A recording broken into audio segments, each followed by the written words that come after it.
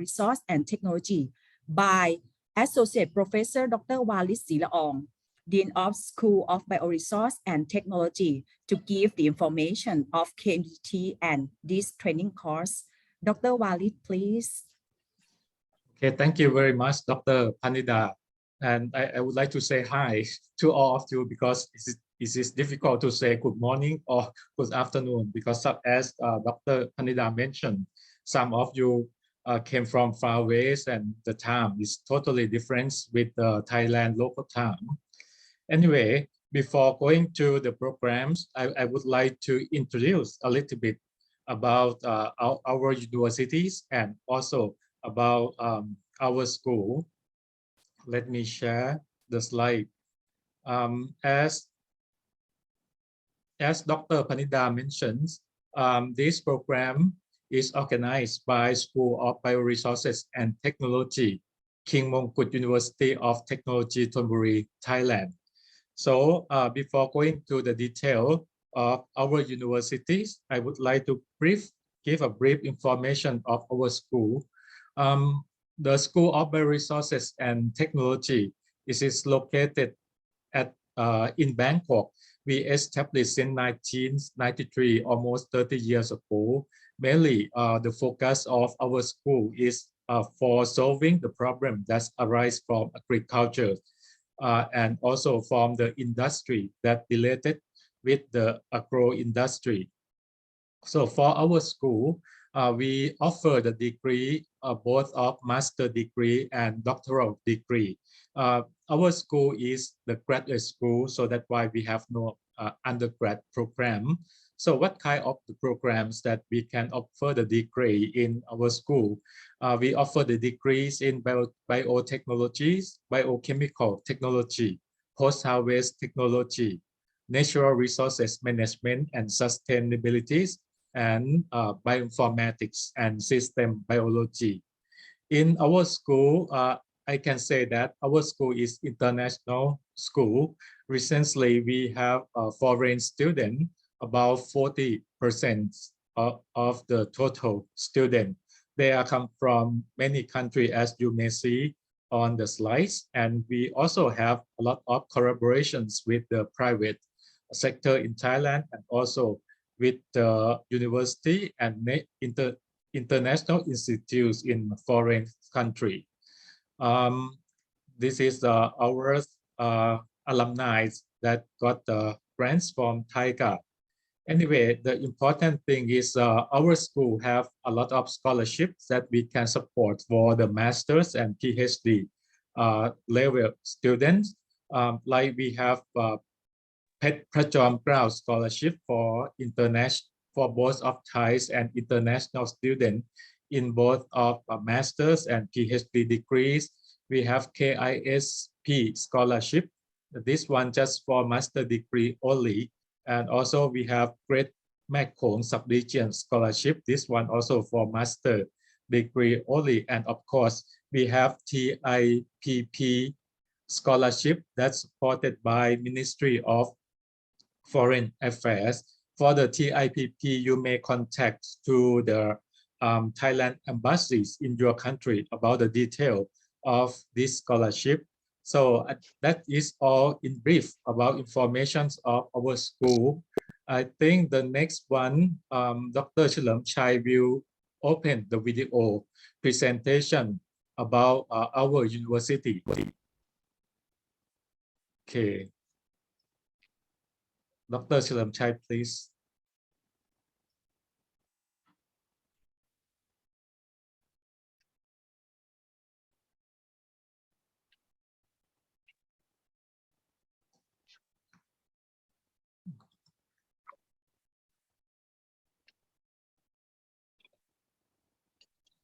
I cannot hear the sound. I cannot hear the sound as well.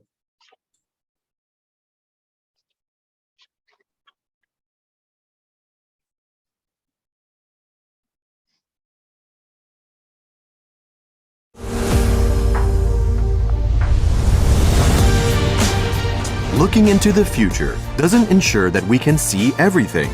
Many things are beyond the world today. that you might not have thought of just now. Join us in building the sustainable society of the future.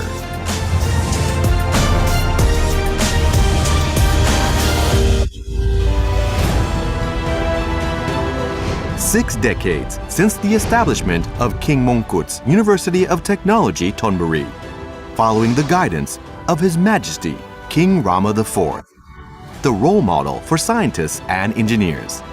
His abilities were truly recognized throughout the world.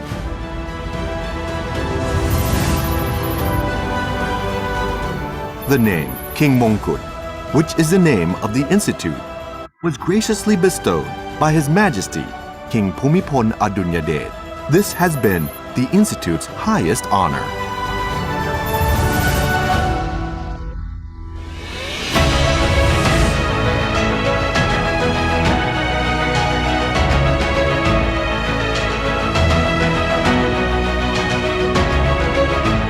In the dynamic world of competition, science and technology play an important role. That's why we have been trying hard to think, analyze, develop, innovate, and work with entrepreneurs. We make sure that our university is capable of getting the students ready to step into the competitive world.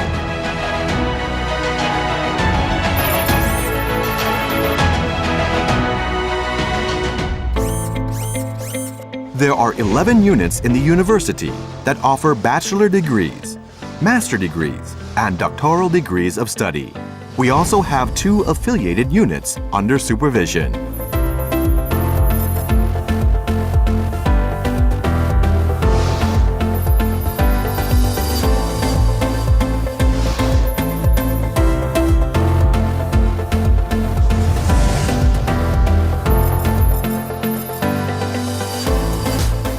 Our 4 educational sites include King Mongkut's University of Technology Thonburi, Bangmot, which serves as the academic and research hub.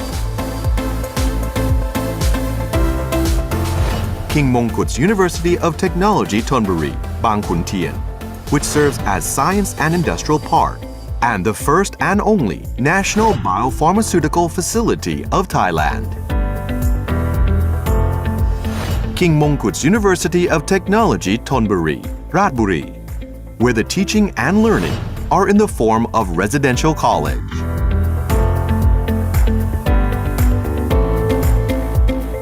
And KX Building, Knowledge Exchange for Innovation, where the study offers the ecosystem that facilitates entrepreneur and startup development. This ensures optimum knowledge exchange and cooperation with public and private sectors for the best innovation and entrepreneurship development towards entrepreneurial university.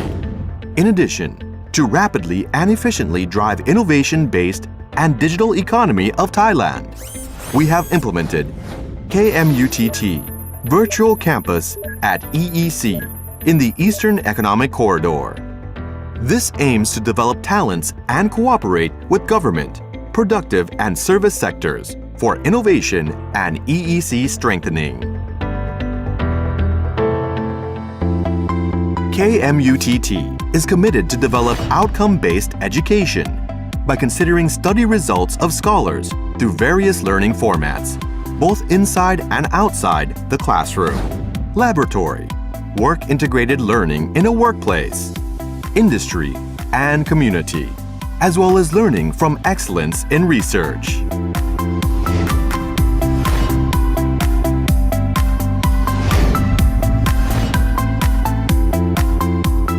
That's why our graduates are all equipped and possess what it takes to be a professional. They are capable of making innovations and stepping out as modern entrepreneurs who can drive forward Thailand's economy.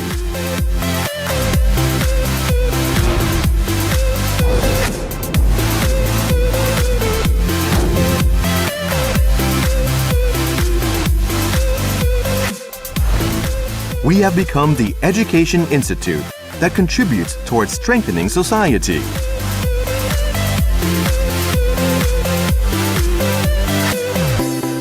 We know that the world needs new creators, That's why our job is to build people who are ready to do research, technological development, and innovation.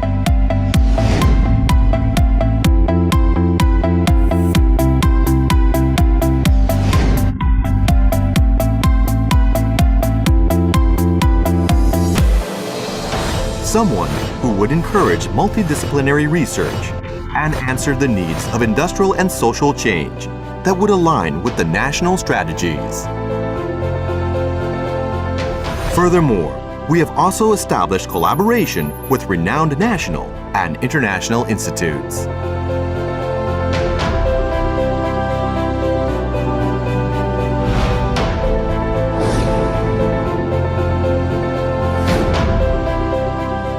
We also pay much attention to the emotional development aspect. Green Heart is one of our goals to become a sustainable university, according to the agreement of United Nations General Assembly.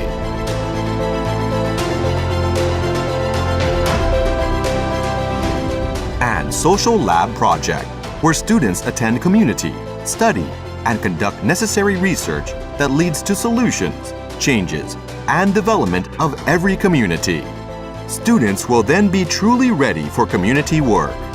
Co-creation of a strong society following the UN Sustainable Development Goals.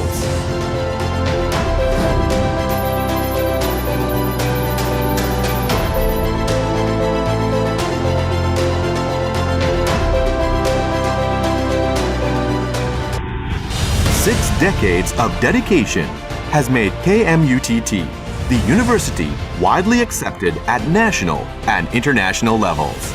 All the awards we have won can guarantee that success is everyone's pride and contribution. KMUTT is featured in most internationally recognized ranking systems. No matter how competitive science and technology will be in the future, we are always ready to accept the challenge. Our plan not only reaches out for the future we can see, but it goes beyond that. It is the future that we will create and shape with our own hands. KMUTT is no longer a place for education only. We are one of those institutes who would strengthen this country to make sure Thailand will be stepping forward onto the world stage with integrity. King Mongkut's University of Technology, Thonburi.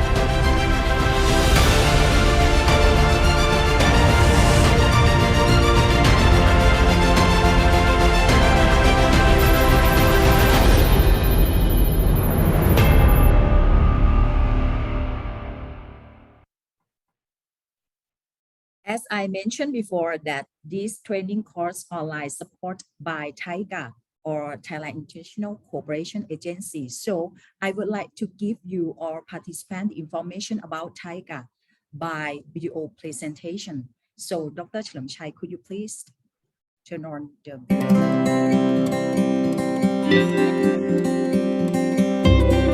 Global and regional challenges have inspired Thailand to become a trusted partner and a true friend in international development cooperation. We aspire to share our experiences, lessons learned, and accumulated knowledge during our development past to other countries near and far as a provider of sustainable and effective official development assistance, or ODA.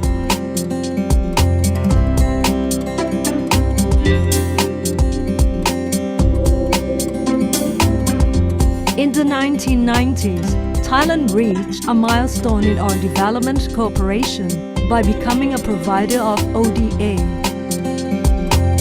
To reflect this new role, Thailand International Cooperation Agency (TICA) was set up under the Ministry of Foreign Affairs of Thailand, with the responsibility of overseeing Thailand's official development assistance and implementing development cooperation per the aspirations set by the government, the Thai people, and the global community. At TICA, we have been playing an active role in providing international development cooperation, particularly in Thailand's strong sectors such as education, public health, agricultural and rural development, based on His Majesty King Bhumipon's sufficiency economy.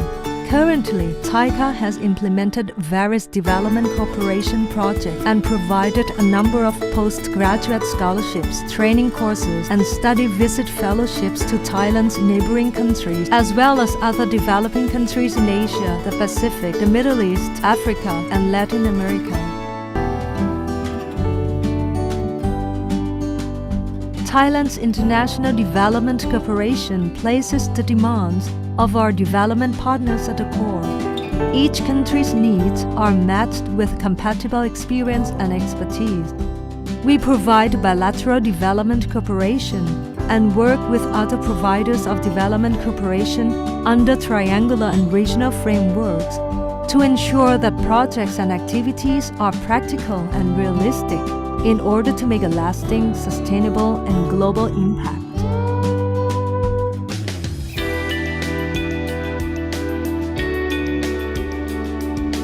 TICA has been dispatching Thai volunteers overseas to foster people-to-people connections with our development partner countries.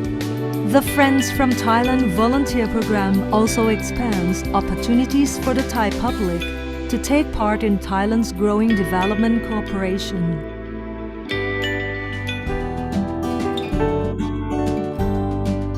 In addition to bilateral and triangular development cooperation projects, TICA organizes annual capacity building programs through provision of short-term training fellowships under the Annual International Training Courses (AITC), postgraduate scholarships under the Thai International Postgraduate Program (TIPP), and the discussion forum on various approaches to development under the Bua Roundtable International. At TICA, we hope to see a future of narrowed sub-regional and regional development gaps, a more competent workforce, fairer distribution of income, lower barriers in trade and investment, and enhancement of transport connectivity. At home, TICA is the lead agency to liaise and administer Thailand's official development assistance. It is transforming itself into a learning organization ready to deal with the changing environment, both domestically and internationally, in order to fulfill our commitment in international development cooperation. Thailand International Cooperation Agency, building bridges for global sustainable development.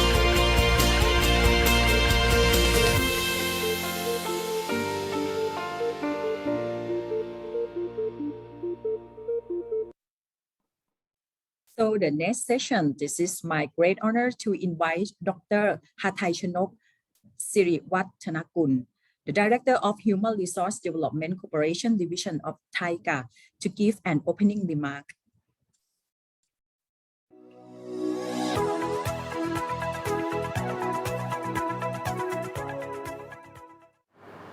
Good morning from Thailand. On behalf of Thailand International Cooperation Agency of TICA, I am very pleased to warmly welcome all of you to the opening session of the online annual international training course on prevention of post-harvest loss in the value chain of agricultural crop. This training course is jointly organized by TICA in collaboration with the School of Bioresources and Technology, King Mongkut University of Technology, Thonburi. Let me take this opportunity to give you a brief introduction about TICA. TICA is a department of the Ministry of Foreign Affairs of Thailand. We are designated by the Royal Thai government to be the main focal point for coordinating and implementing international development cooperation. TICA is committed to providing forum where Thailand's experiences and good practices can be shared with other countries. The online annual international training course is one of our flagship programs. Our courses are categorized under 5 themes, namely public health, sufficiency economy philosophy or SEP, food security, climate change, and other sustainable development goals related topics.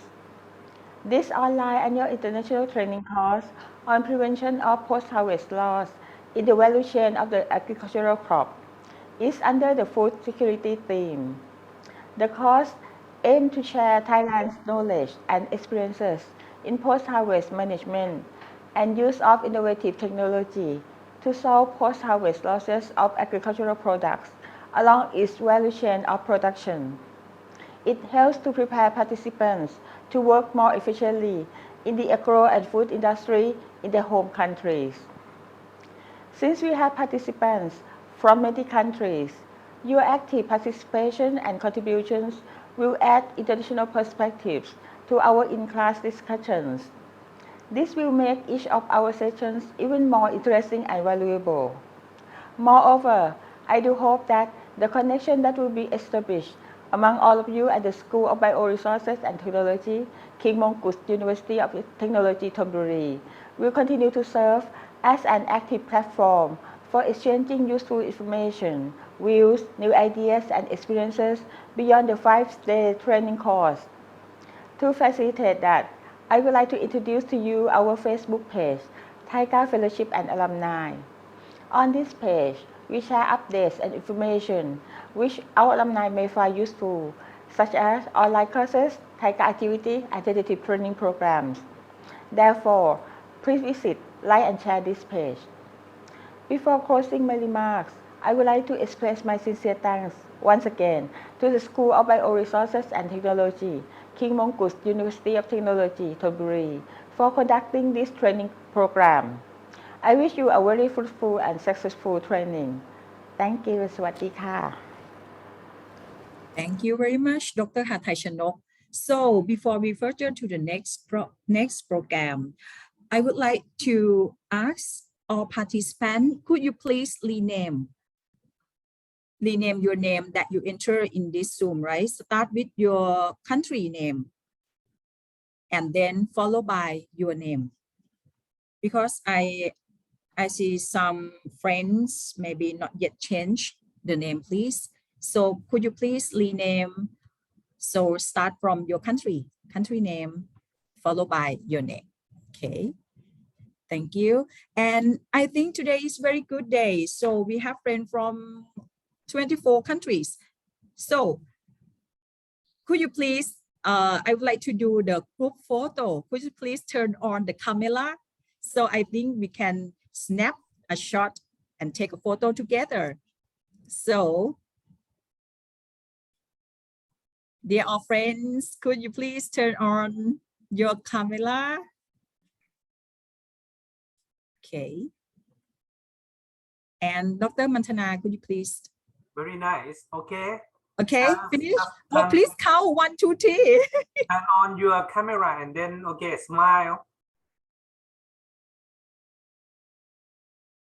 So because I think there are a lot of participants, there's 2 pages for the Zoom. So we need to take, okay, each by page. Okay, still smile. Okay, 1, 2. One more.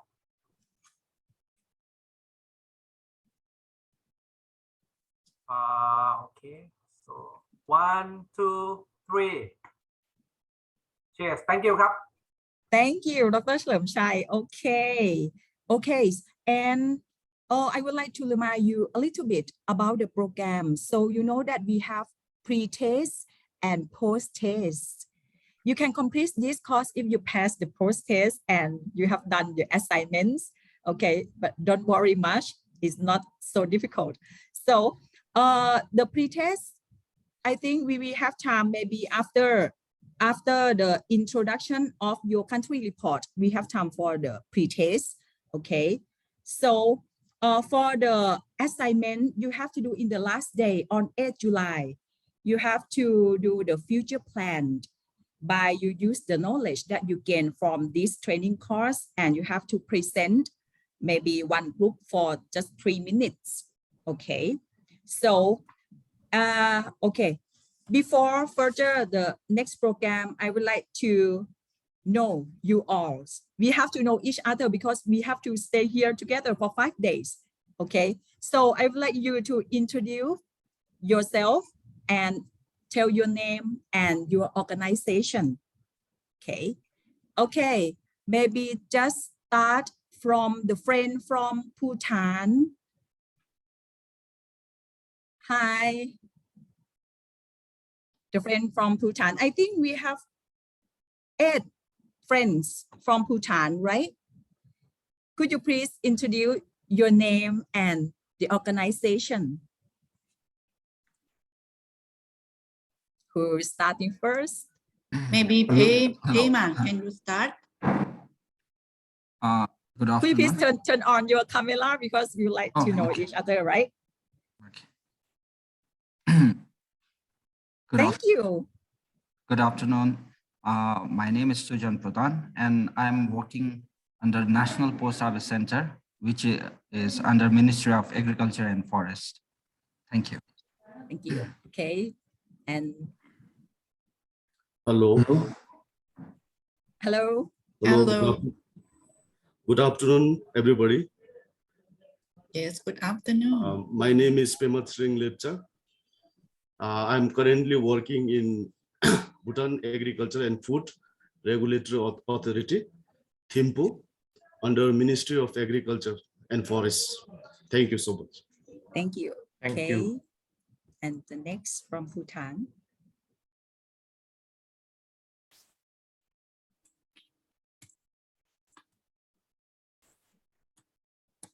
Hello. Hello, good afternoon. My name is Karma Afternoon. Dorji. My name is Karma Dorji.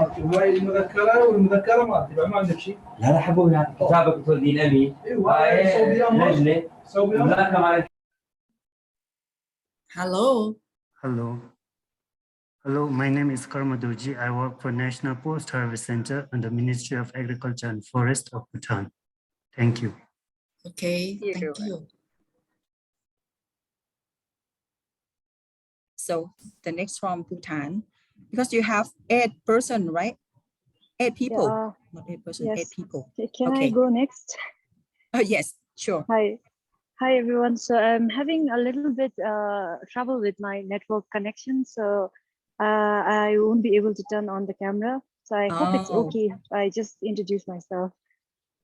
Okay. So my name is Sonam Hamo. I work for National Post Service Center. It's an organization under the Ministry of Agriculture and Forest, and I look forward to the training sessions. Thank you. Thank you. Thank you. Okay. I hope we can see your beautiful face in the next time.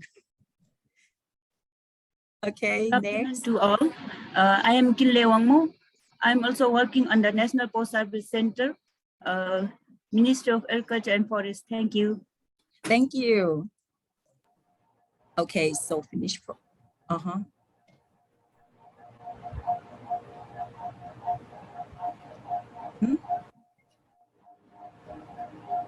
You raise your hand.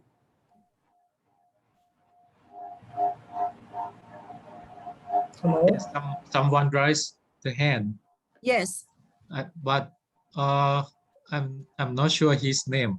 4Q2DVG. Hello. AQ. You come from Bhutan? Hello. Hello. How are you? How are you? You are from Bhutan, right? Yes. What is your name? My name is Jamie. So Agriculture can you engineer. introduce yourself? My name is Jamie, agriculture engineer from Iraq. Are you from Iraq? You're from Okay, Iraq. you're from Iraq, not from Bhutan. Iraq. Not from Bhutan, right? So we are No, now from Iraq. Thank you. Iraq. Okay. Okay, so we know you because we have one participant from Iraq.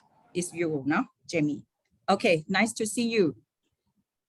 Thank you. So maybe finish for friend from Bhutan. The next is from Brunei. So the friend from Brunei, could you please introduce yourself and organization?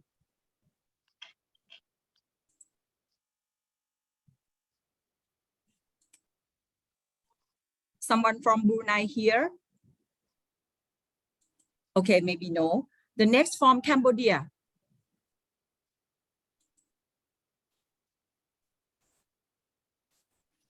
Okay, maybe no. From Egypt. Good afternoon. I'm from Cambodia.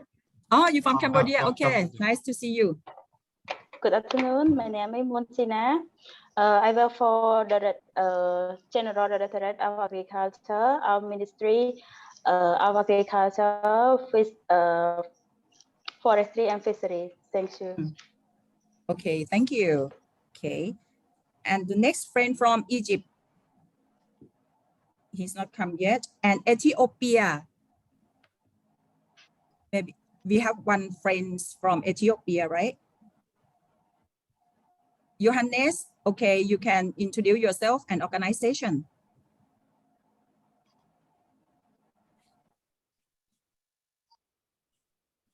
Please turn on your microphone, John. I'm Yohannes Haidewo from Ethiopia, Senior Technical Assistant in Food Quality and Safety. Thank you. Okay, thank you. Nice to see you again. Thank you. Okay, and next, the friend from Ecuador. Oh, I think maybe he can Dr. join. Panida, we have another Cambodia raising your hand now. Niti. Okay. Sorry, Niti, sorry. Sorry, okay. Please introduce yourself.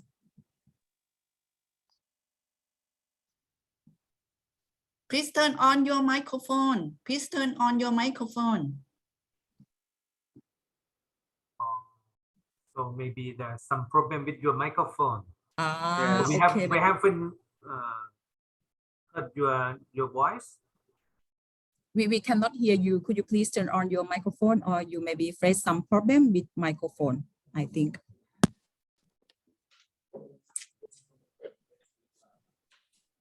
Okay. Hello. Yeah. Okay. Ah, okay. Do you hear me? Yes. Yeah. Thank you. Yeah. Now let me introduce myself. I am Niti participant from Cambodia. Yeah. And organization. Now I'm working in plant protection, sanitary and phytosanitary under the MAF Ministry Agriculture, Fishery and Forestry. Yeah, thank you.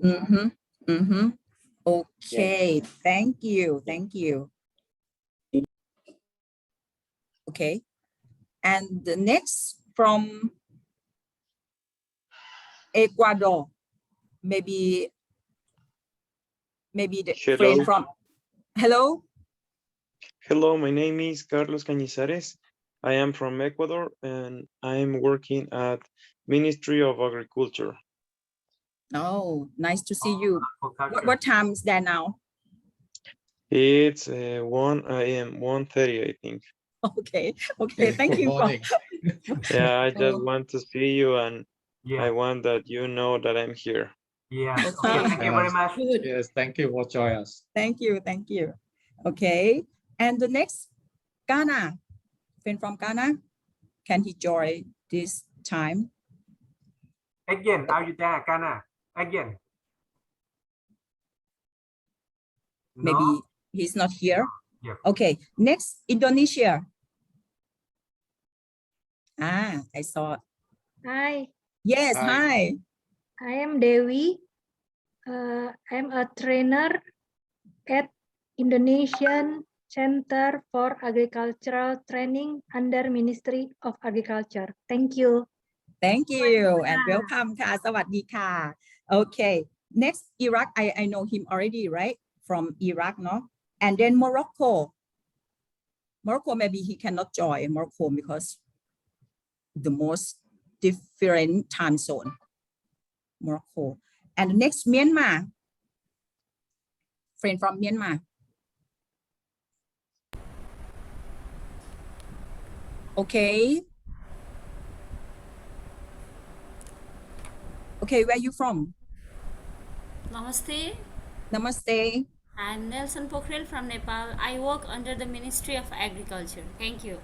Thank you. From Nepal, right? Okay ค่ะ and next from Myanmar no one from Myanmar here okay no, maybe pass Nigeria we have friend from Nigeria maybe she cannot join and Oman as well the friend from Oman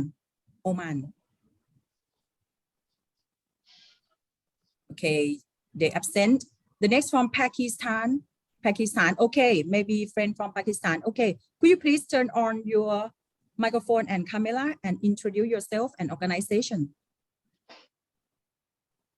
I think we have friend from Pakistan could you please introduce yourself and organization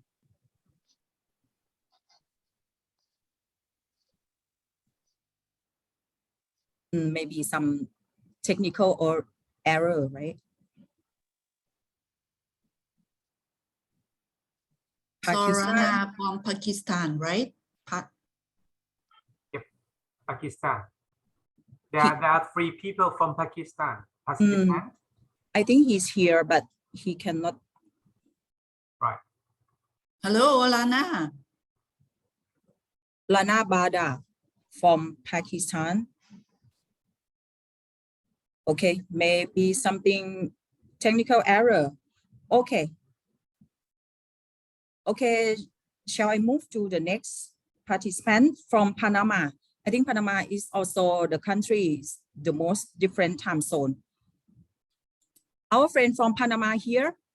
Yes. Hi. Wow. Okay, welcome. Welcome. Okay, ka. Hi, I'm Ashley Whittingham and I work for expert company. Wow, very nice to see you. Okay. How are you? Yeah, because I think the time is very late at night. Okay, and the next Philippines, the friend from Philippines. Hello. Yes. Hello. Can you hear me? Yes, yes, we can hear you. Yes. Good afternoon, everyone, especially to the organizers from King Mongkut and also to TAICA. I am Mr. Kent Marshall Katubis, an assistant professor from Cebu Technological University, partner university of King Mongkut. And I am working as a horticulture instructor in our university, and nice to work with you. And we're looking forward to work with you. Thank you. Thank you. And the next friend from Philippines. I think we have 5 people from Philippines. Yes. Good day, everyone. Right. Okay. สวัสดีครับทุกคน สวัสดีค่ะ I am Famous James De Pablo, a biotechnology student from West Visayas State University and currently a scholar of the Department of Science and Technology here in the Philippines. Thank you. Thank you. Okay, nice to see you. And the next friend, please. Good afternoon, everyone.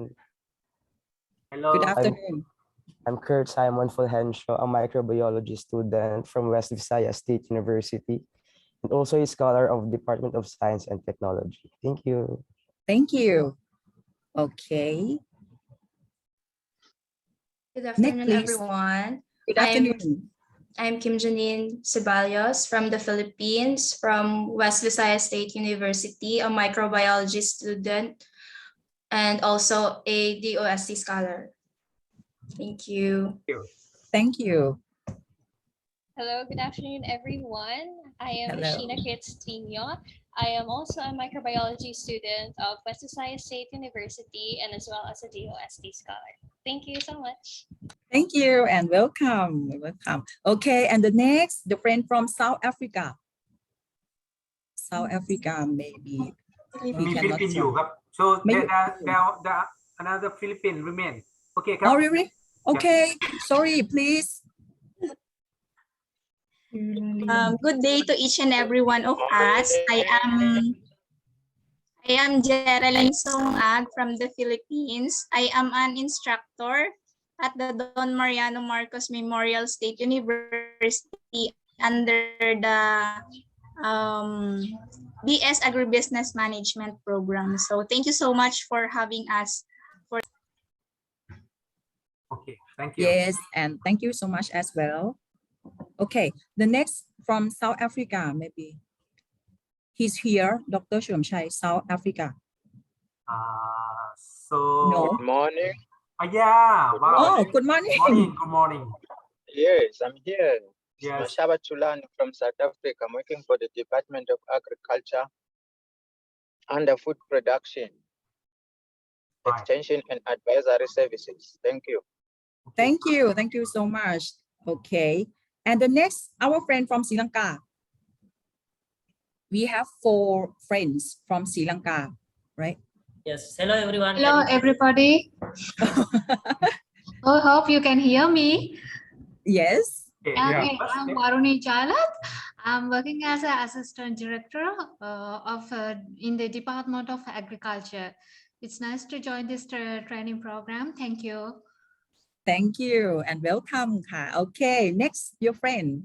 Yeah. Hello. Can you hear me? Yes. Yes. We can hear Okay. you. I'm Janaka. So I'm working in Uvalasa University, one of the state universities, as a professor in food science and technology. Nice to see you all. Yes. Yes, nice to see you as well. Nice to see you. Next, maybe other 2 people from Sri Lanka, right? Hi. Hi. Hello. Hi. I'm Buddhi Sasiprabha from Sri Lanka. I work in Department of Agriculture, Food Research Unit. Thank you. Thank you. And the last one from Sri Lanka. Hello. Hello. Hello. I am Deepani Sagarika Vijay Singh, working under the Department of Agriculture. Thank you.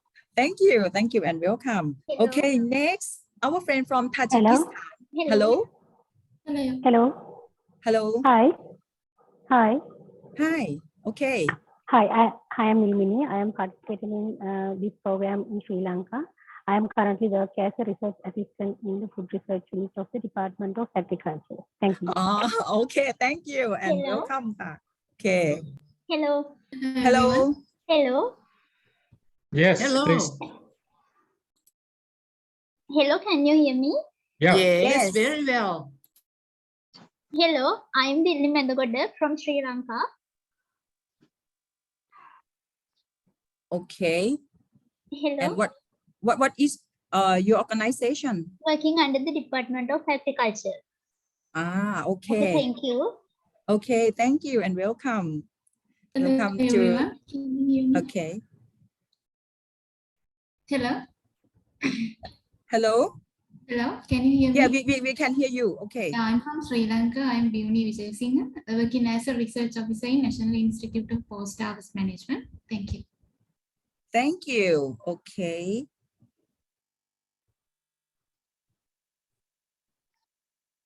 Okay, next. Sri Lanka friends.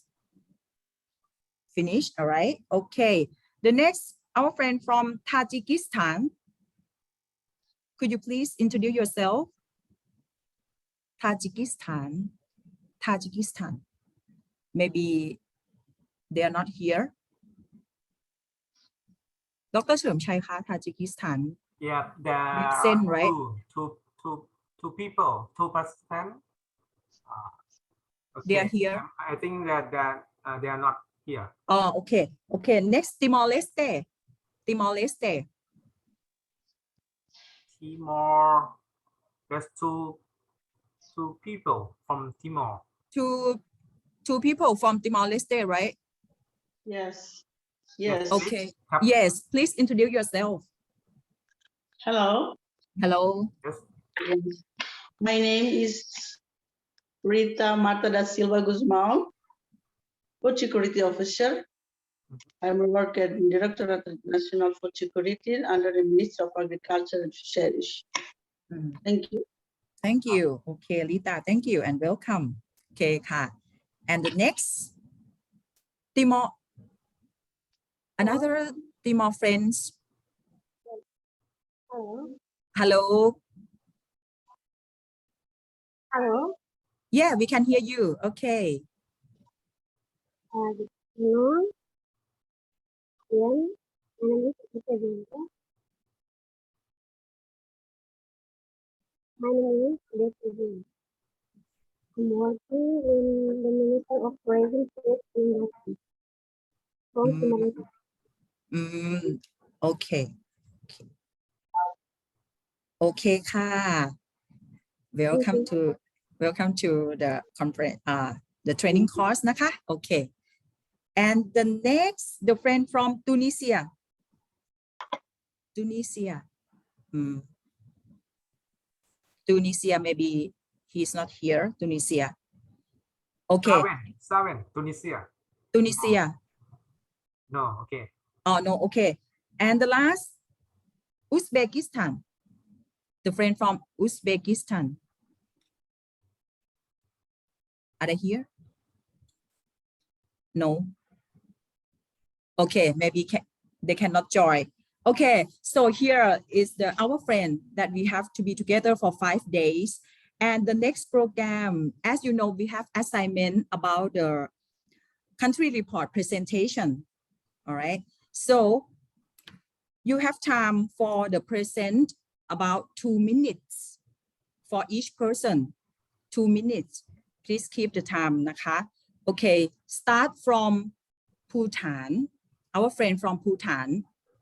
They are going to present about the country report for 1 person. 2 minutes,นะคะ. 2 minutes for 1 person. Okay ค่ะ Start from Bhutan. Okay. Who will go first? You can share the slides.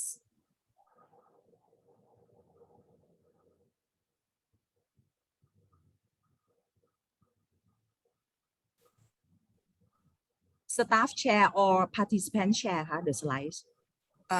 We have to share for them. Oh, okay. We have to share for them. So, Dr. Shamchai, please share the slide of Bhutan friend.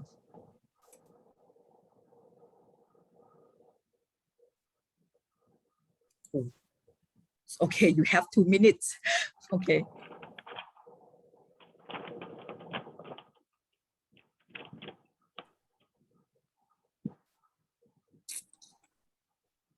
Okay,ค่ะ. We're going to present first.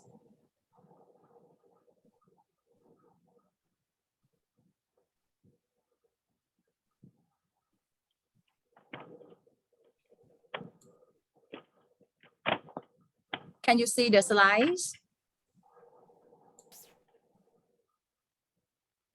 Yes.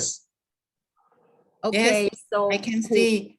Yeah. Probably, Ajahn Chalamchai, can you enlarge? Who gonna present it for the first person? I think they share by themselves.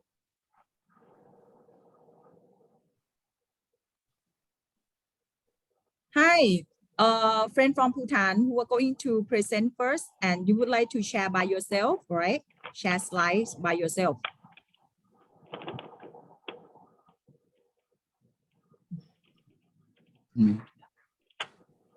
Hello.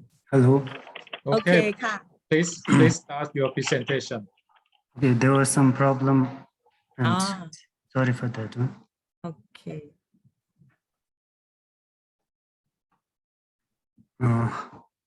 So, on behalf of all the Bhutan participants, first of all, I'd like to thank King Mongkut's University of Technology, Thonburi, and TAICA for giving us this opportunity. So,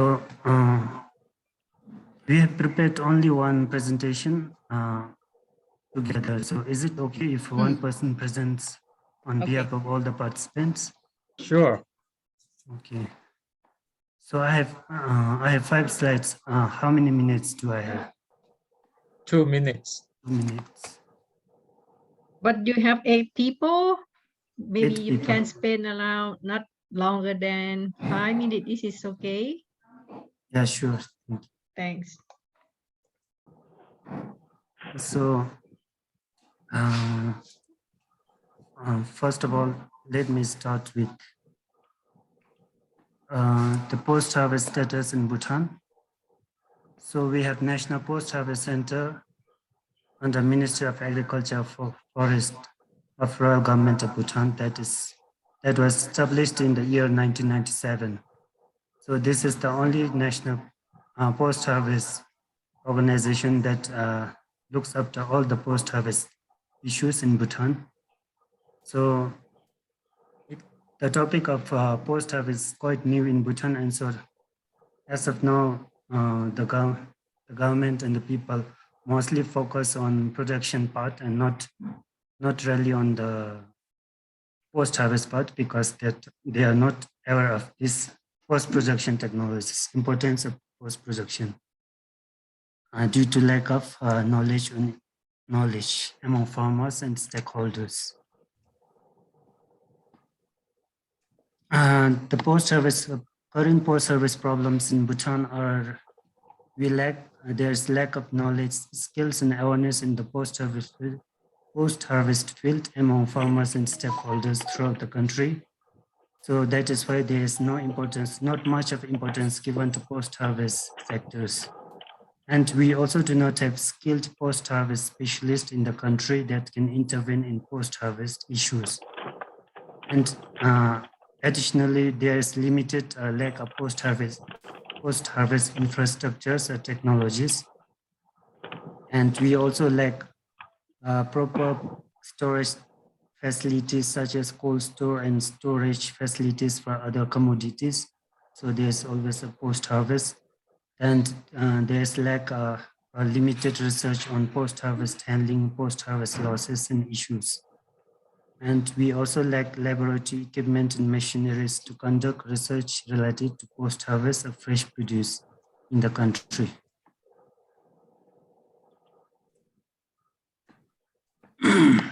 So these are some of the data, post-harvest losses data of Bhutan, where National Post-Harvest Center has conducted the post-harvest loss determination during handling and storage.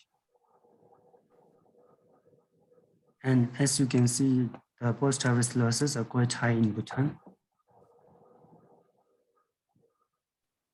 And next, I'm going to show some of the existing post-harvest technologies that is currently available in Bhutan and used by farmers and stakeholders across the country.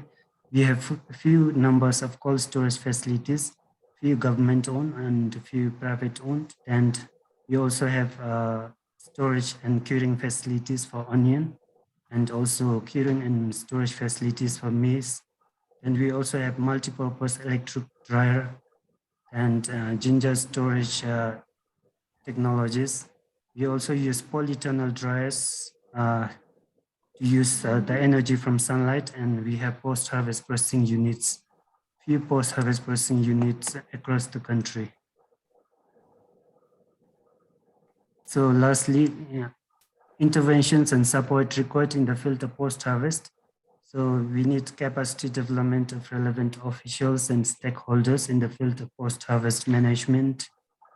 And we also need to develop proper post-harvest storage infrastructure for fresh produce, and develop cold chain system to reduce post-harvest losses, and enhance capacity of researchers to conduct robust post-harvest researches in Bhutan. And additionally, we require equipment and machineries so that we can conduct quality analysis and taste of fresh produce in Bhutan.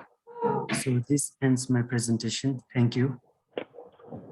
Thank you so much.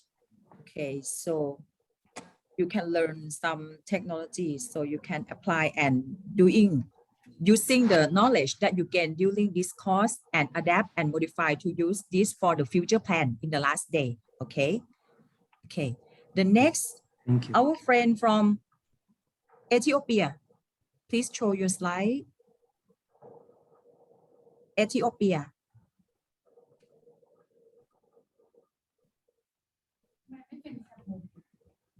Oh, Cambodia เพิ่งมาทีหลังใช่ไหม Okay, I'm sorry, maybe from Cambodia.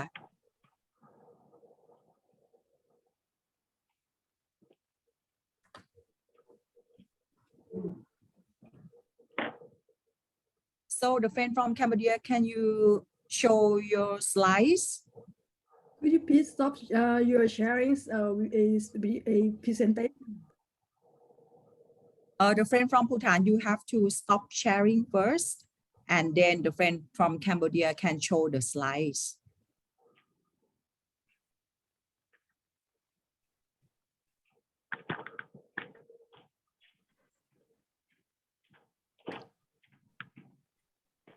Okay. So participant from Cambodia, can you show the slides, please? So sorry, Doctor. Okay, hear you me? can show now. Yes, you can show slides. Yeah. So sorry, Doctor. My slide I share to your college. May you check? Okay, the staff will check your slides. Yeah, thank you, thank you. number 10 ค่ะ เขาเพิ่งส่งมา number 10 Dr. เฉลิมชัย So I cannot find from the crowd. Number 10. really okay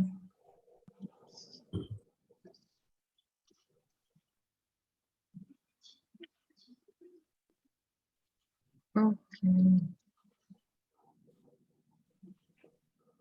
Dr. Pompen, have you got? You can share directly. yes thank you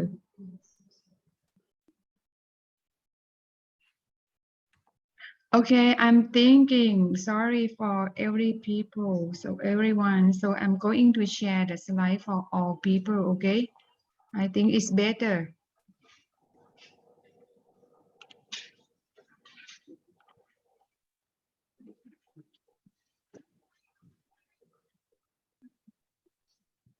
okay okay Niti can you start Dr. Pompen, can you expand? Yes. Okay, thank you. Yes. Hello, everyone. Can you hear me? Yes. Yeah. And now let me introduce myself again. Yes.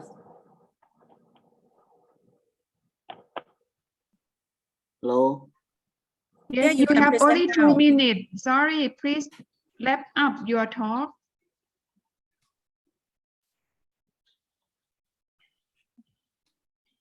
Yeah.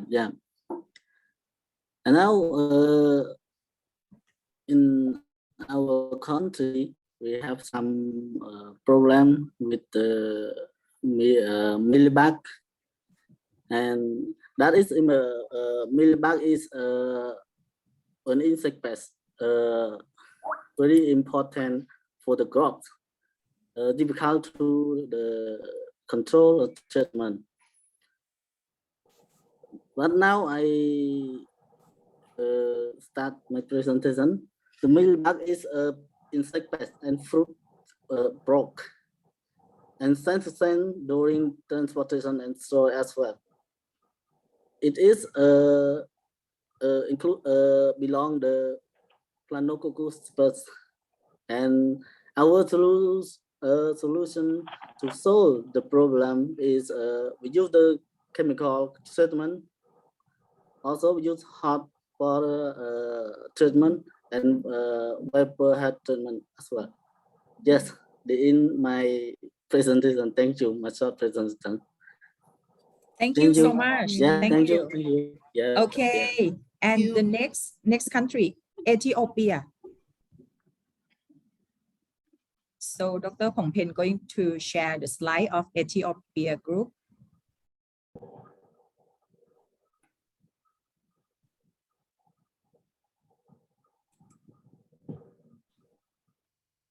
Okay, Johnson, go ahead.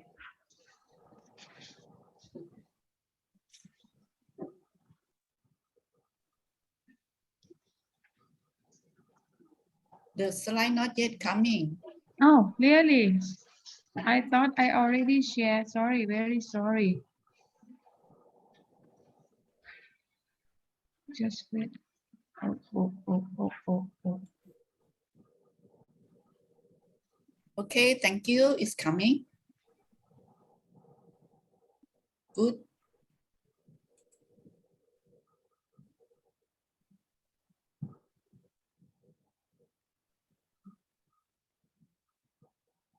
Okay, Johan, please. please.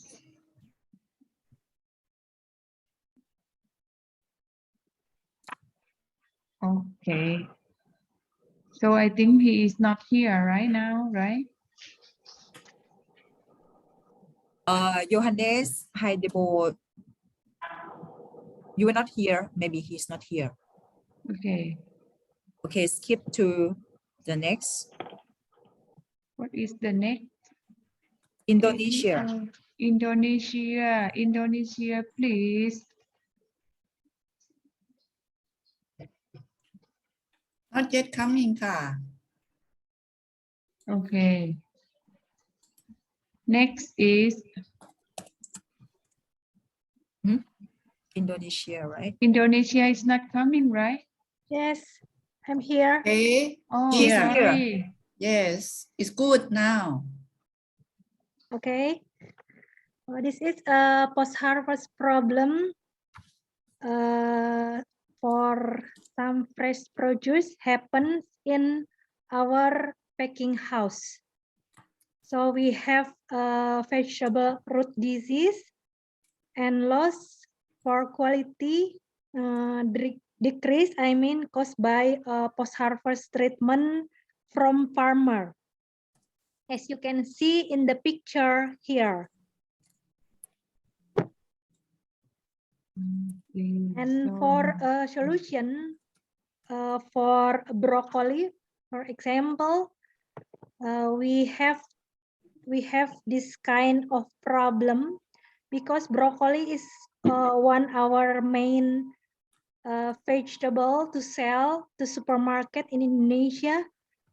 So we used to cut it of the end of the stem and cover this stem with paper slice, so make it dry. Thank you. Thank you so much. Okay, next is Myanmar.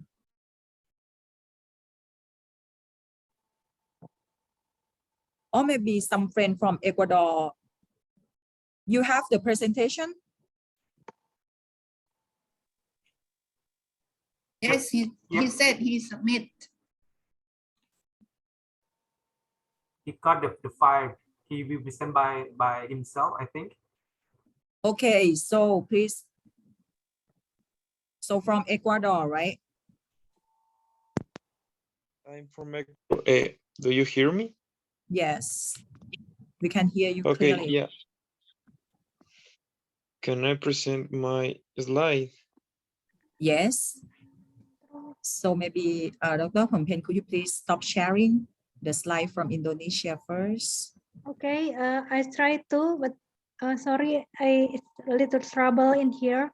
I cannot stop sharing. Sorry.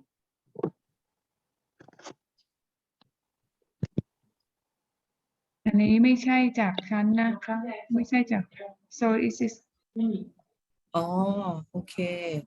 Participant, she share by herself, right? Yes. So who Indonesia participants, could you please stop your sharing? Ajahn O, can you remove because you are the main co. Yes, I try to. Just wait a minute. Wait a minute.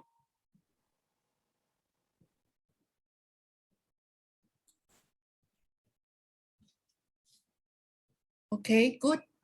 Thank you.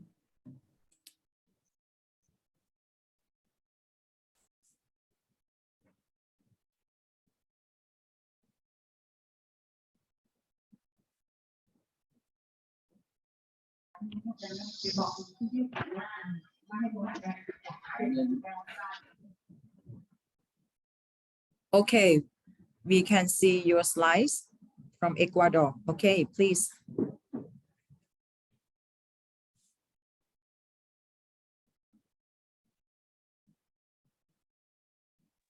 Sorry, do you hear me now? Yes, we can hear you. Okay, well, here in Ecuador, we have a lot of problems in post-harvest because we have not developed technology about it.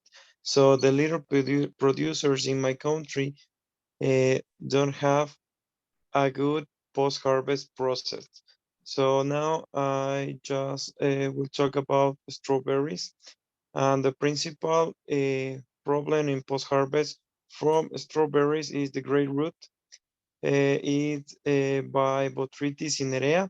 It's a sub-root accompanied by a mass of mycelium and a great conidia, principally in dry fruits. So it may cause like 40% of the post-harvest losses in strawberry. The solution to solve the problem is chemical treatment by dioxide of sulfur, and we can also try to modify atmosphere packaging, but I think that the principal thing to stop this problem is in the crop, so not in the post-harvest. Maybe we can solve it earlier.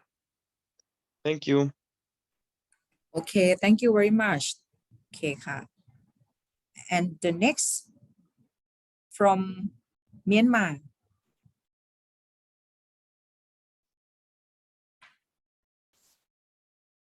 The slides from Myanmar, please.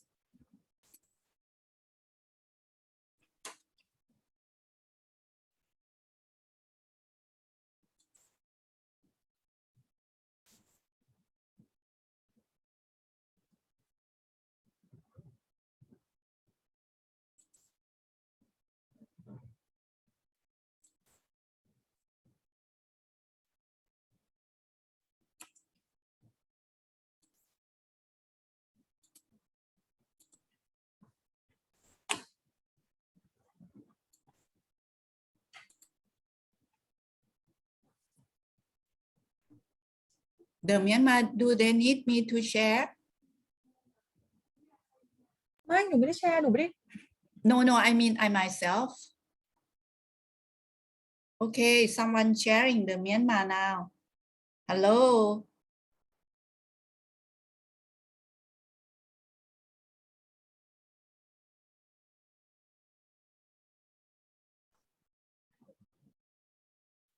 The friend from Myanmar here. I cannot see the friend from Myanmar. From the introduction, I think there's no Myanmar people. Okay, maybe skip to the next country, Nigeria. Dr. Chermchai, please check Nigeria here. Or Sorry for Nigeria. He just sent the message to me. He is on the way, so he cannot present it. Okay,ค่ะ. Skip to the next Pakistan. Pakistan. Yes, I am here. Yes. So, can you share your slides? Okay, I will share.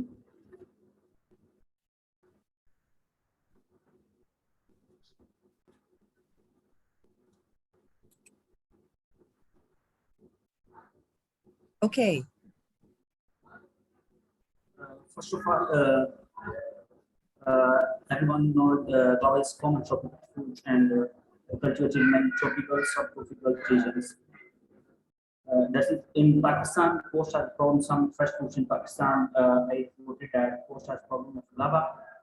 So float of lava fruits caused by rise of solar vinegar. And second one is rapid softening, sensation spotting of odor development. And third one is crop root disease. And all these things, solution to this whole problem through the such treatment is developed from sites in vivo efficiency of ocean treatment, storage treatment. In Pakistan, mostly 20 to 40% of food losses of food are due to impure management of post-habitation and lack of advanced techniques. For this reason, parent study was just trying to find out the best storage time and verify the prolong the porous life of Gawa foods. Thank you. Okay, thank you. I think we have two people from Pakistan, right? I think it's not present. Some Okay. So one is only from, one is from Pakistan is has died recently. That is very busy.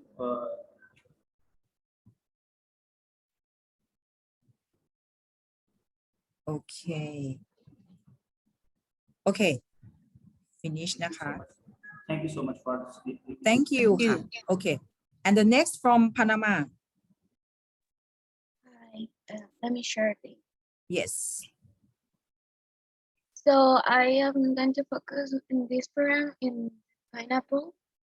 We have a cold chain, but it's not like very developed. And when we don't have that very often, so we can have ripping fruit or drying.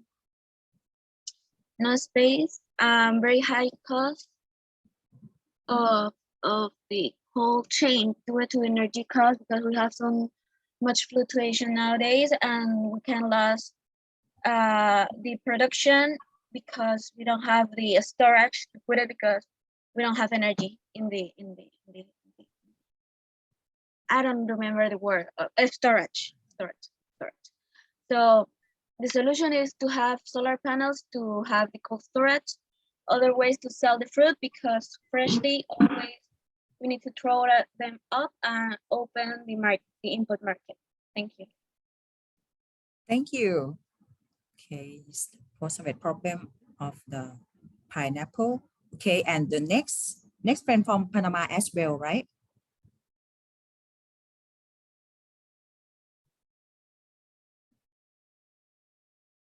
So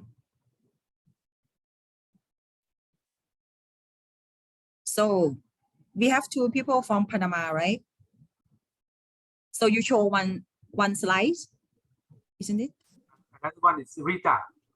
Rita, but I think she is not here, so we can pass to the other. Okay, The next. and the okay, the next is the Philippines. So Hello. could you please share slides? Hello, can I share my slide, please?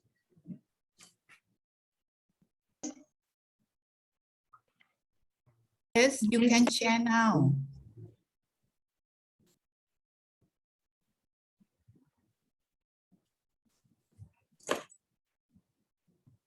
Hello. Yes, we can hear you. Yeah. Okay, thank you so much. I will be focusing my presentation, especially on the post-harvest problem in our country, on banana, which is one of our high-value crops here. So the post-harvest problems that we have experienced on banana after harvest is that first is we have experienced this premature ripening of banana fruits, and also weight loss of banana due to climatic problems. And another, we have this mechanical damage during transport, and also we have experienced disease and rotting of banana fruits that is mainly due to black spots disease and also faster senescence and respirations of banana fruits. And the solutions as of now being utilized in our country to solve these kind of problems that we have used some ethylene adsorbents to minimize the faster senescence and respirations. And of course, another is careful handling of the produce. And lastly, the application of treatment, especially on chemical treatments, particular on the aluminum sulfate chemical. And that's all. Thank you so much. Thank you so much. Okay.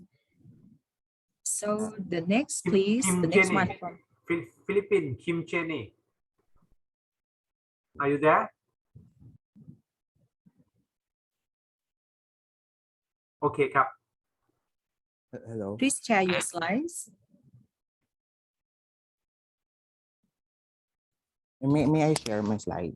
Yes. Okay. So you is Bimus. Okay. Yes. Okay. So Jenny, you are next. Jenny, Jenny, you are next. So Bimus, can you share your slide? Yes. Okay, please.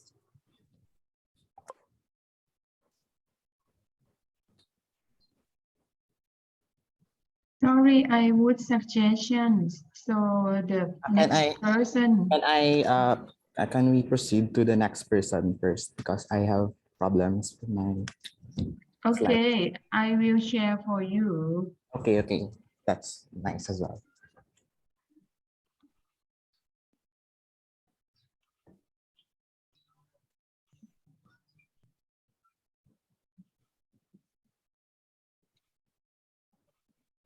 Can you see my slide?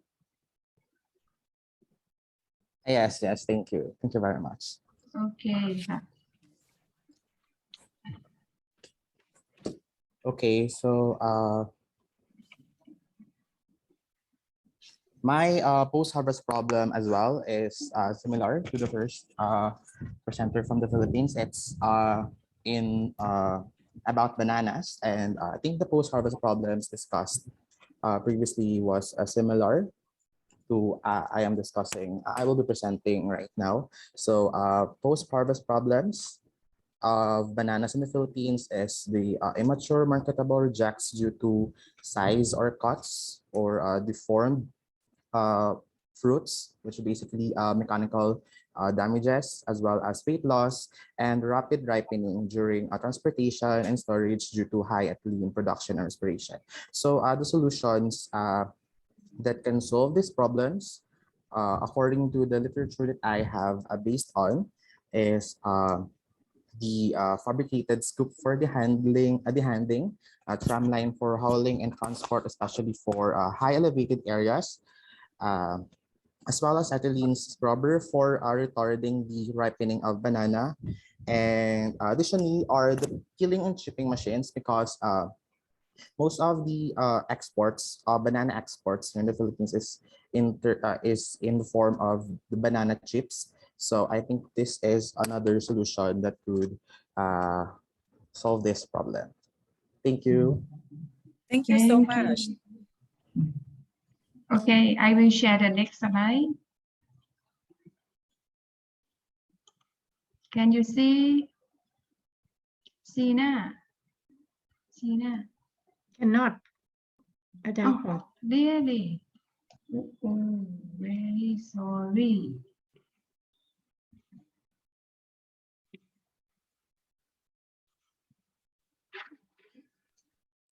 Now we can see. Hello, everyone. Am I audible? Hello? Yes, we can hear you. You can Okay. please.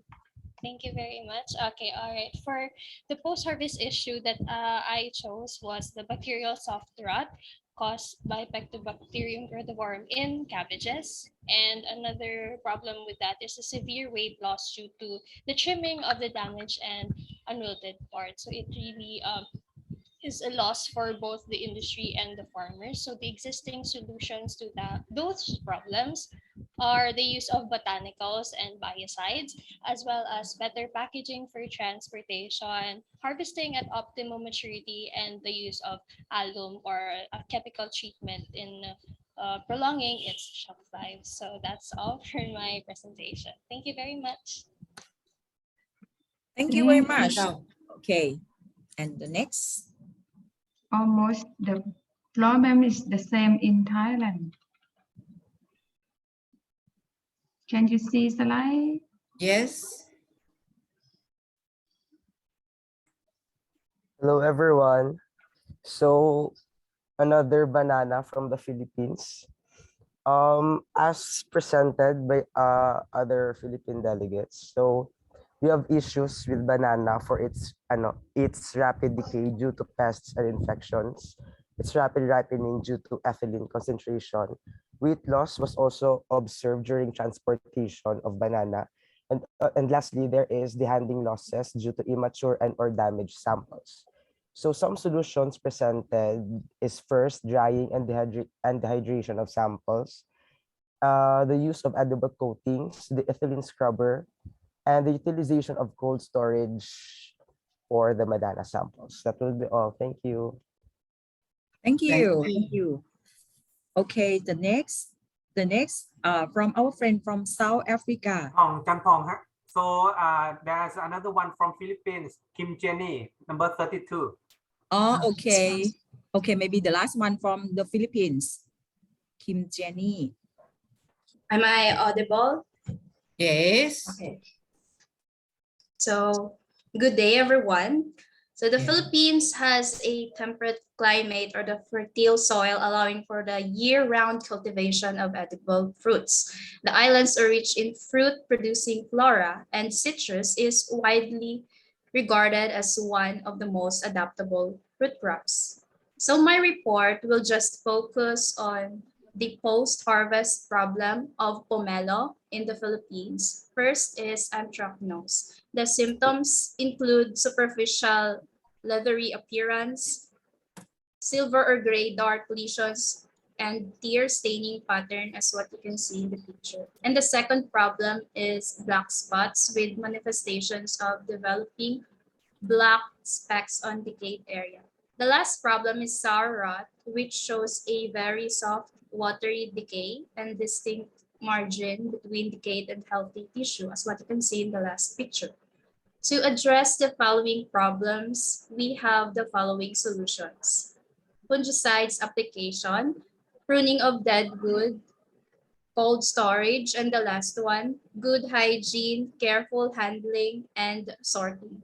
That would be all. Thank you. Thank you so much. Okay, the next friend from South Africa. No. Can I?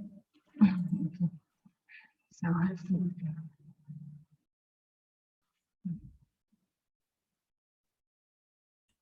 This is Sri Lanka. Yes. Is it okay to present me now? Yes, Sri Lanka, please. Okay, right. Hi, everyone again.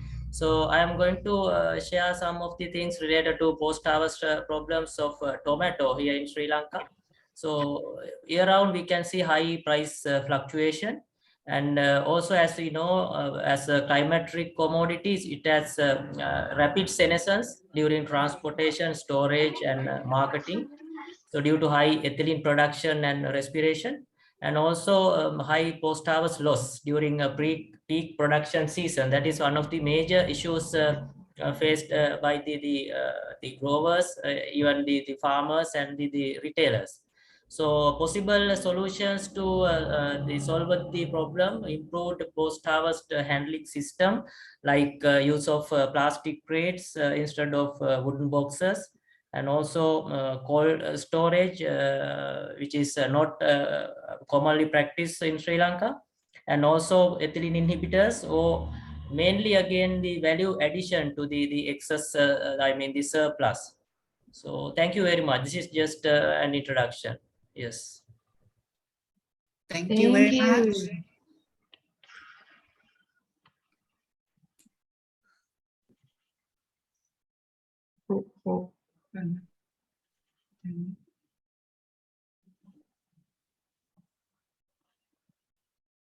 It's the same file.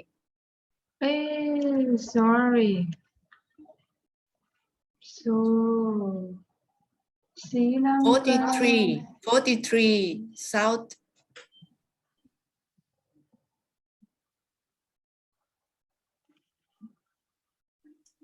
Hello, South Africa is here. Yes. Hello. Hello. Yes. Okay. The presenting here is Mashaba Chechi for South Africa. Post-harvest problem of some fresh produce in South Africa. The post-harvest problem that we have here is for avocado, Persea america, which is affected by anthracnose caused by Colletotrichum and stem end rot disease caused by Lasiodiplodia theobroma. And the solution here is to solve the problem by currently controlled by prochlorals can be treated by edible coating or biological control agents. Thank you. I see. Okay, thank you. Thank you so much.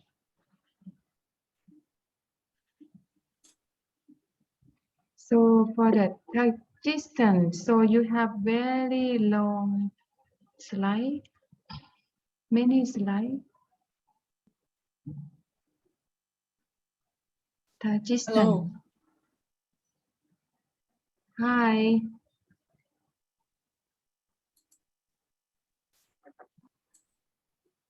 So I'm not sure that the participants from Tajikistan being here or not.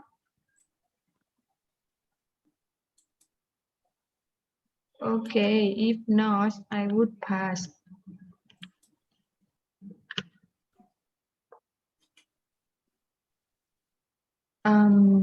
Yes, Indonesia dan Nigeria.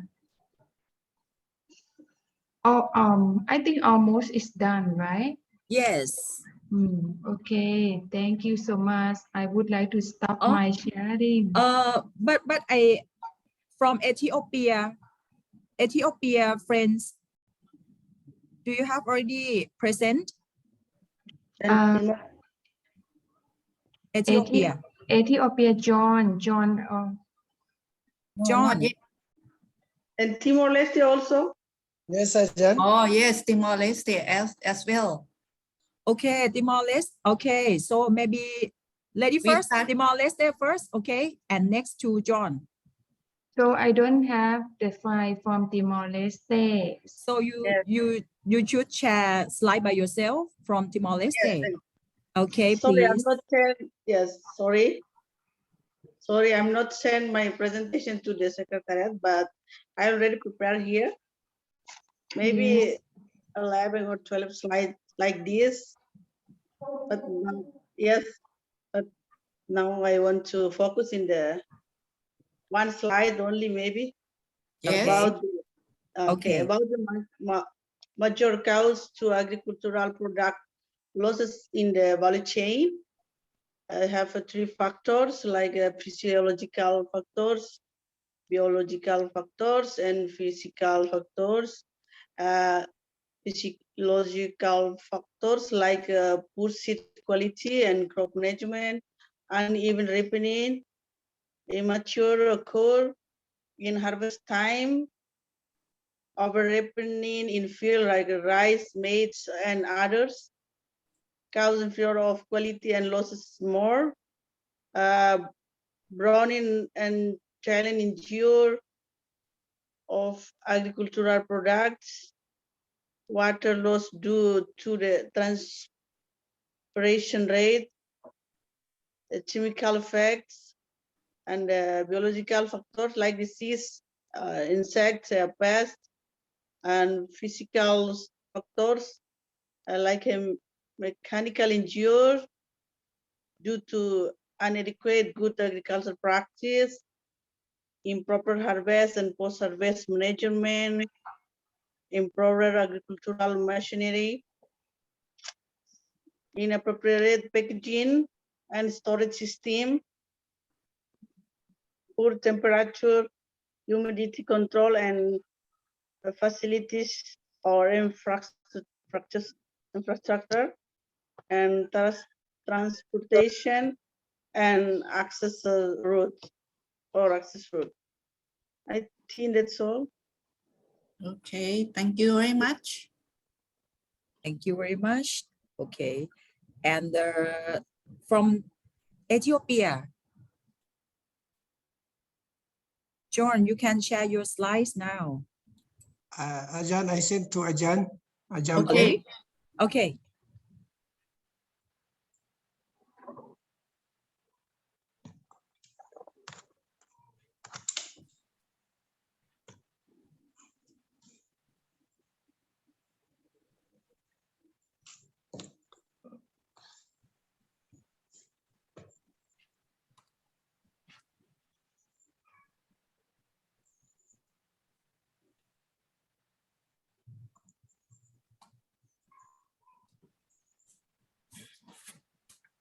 John, Yes, Ajahn. this is your slide. Yes, Ajahn. The number 60. Okay, this one, right? Oh, no. Yes, Ajahn. Okay, this is Ethiopia. Yes, Ajahn. So please. Okay, the post-harvest problem of tomato in Ethiopia. So we have a lot of problem in tomato.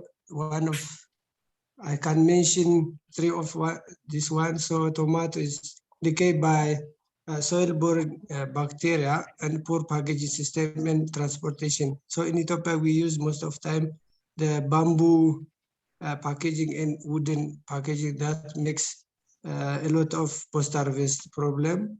Also, rapid ripening due to we don't have cooling system and good storage system. So for these problems, we can use the modern replacing wooden package by plastic box, improving road quality for the transportation. We're also using cold storage, chemical treatment, and using a resistant or tolerant tomato to protect bacterial infection. This is all about my presentation. Thank you. Thank you, Sean. you. Thank you. And I think one from Oman has already joined it. Mohammed says Al Mamari. Do you have the slides for presentation? Yes, I send you in Gmail just 10 minutes before. Oh, 10 minutes before. Yeah. Also, can I? If yeah, no, Oman, from Oman. Can you share by yourself? No. Okay. Can you find it? Sorry. I Okay. think it's we don't have much time to download file, and then for my suggestion, like could you please just give the information in brief for us. Okay.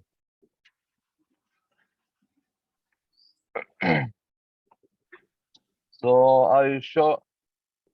I present without slides?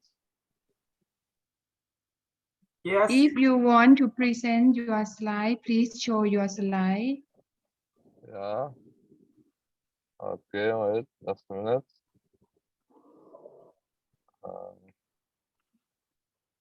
Sorry.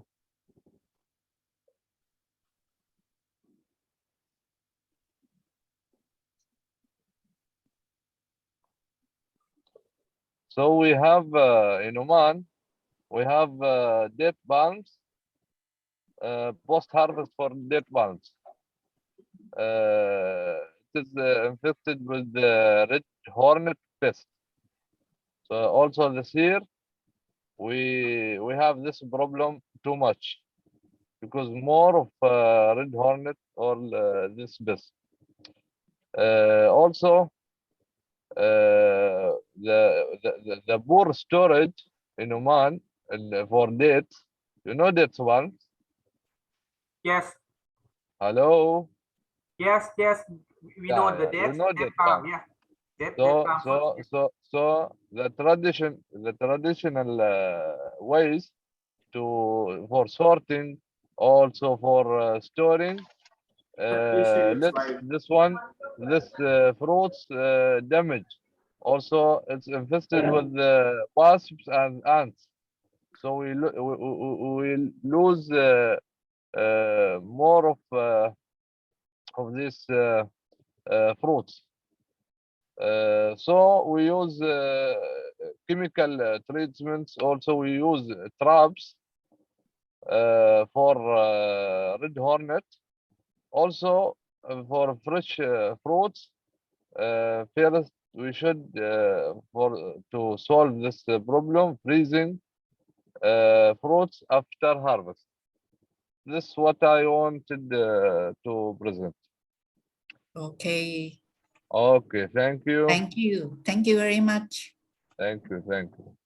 Yes, thank you very much. Okay, as we can hear from you all participants, I think almost of the post-harvest problem is concerned about the is concerned about the subtropical fruit.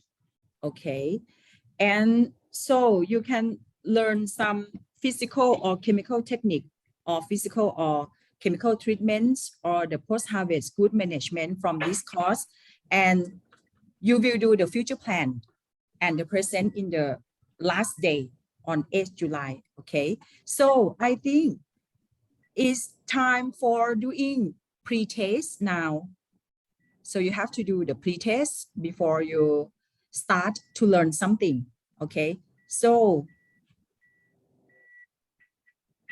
you have to go to see the chat box.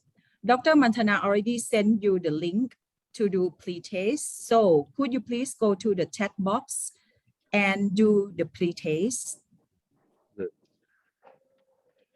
حياك عمي حالك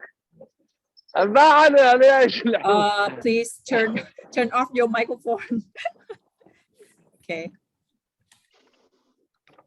So participants, could you please go to the chat box and get to the link that Dr. Mantana sent to the chat box? So we have The person who did and submits, you don't need to do it again. Thank you. Who did not do the pre-test? Yes, please do it right now. Go to the chat box, go to the link and do the pre-test.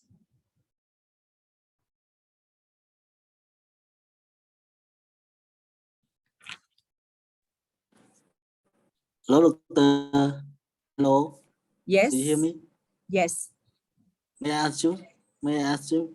Yes, yes.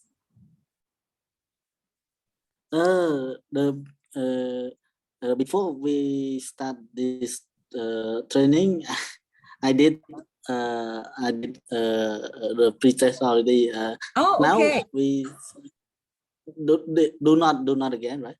Oh, yes. If you did it already, Yeah, it's thank okay. you. So Yeah. you can take a rest now. Thank you. Okay. Yeah, thank you. The moment I did not follow you. Yeah, thank you. Okay, okay. Thank you. So I think we can, Kanida, we can take a break right now, right? And yes. everyone to come back at 3 past 10, 10 past 3. Okay, so okay, Dr. Songsin, please. I just wanted to mention, we will have a breaking time, and then we will come back at 3 o'clock, 10 past T or 10 past 15. Thank you. So yeah, I would like to inform you that if you finish the pre-test,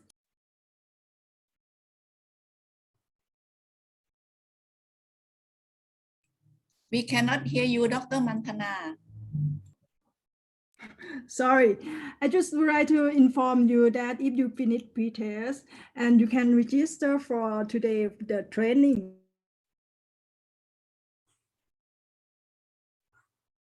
มัณฑนาไม่ได้ยินนะมัณฑนา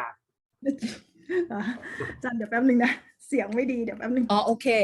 Okay, so all participants, if you finish doing the pre-test, you have to go to enroll or register to the link that Dr. Mantana sent you in the chat box. So we have to check who is coming to join us today. Okay. Okay, it's very important that you have to access the link that Dr. Mantana provide, because in this way we can check your participation today.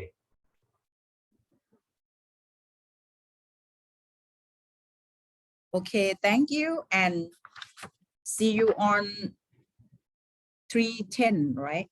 Okay.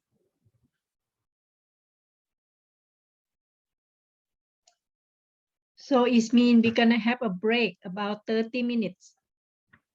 Yep. Okay. Right.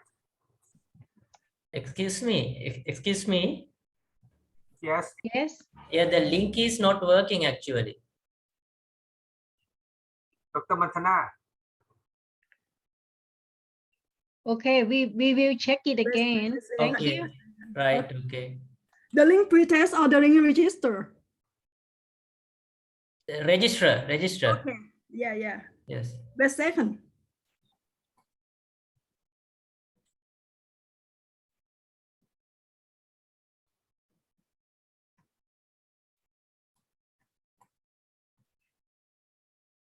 So during the break, I will play the clip related to Thai culture. If you're interested, you can, during just relax and watching the clip that I provide you. Thank you, and come back at 10 past 3.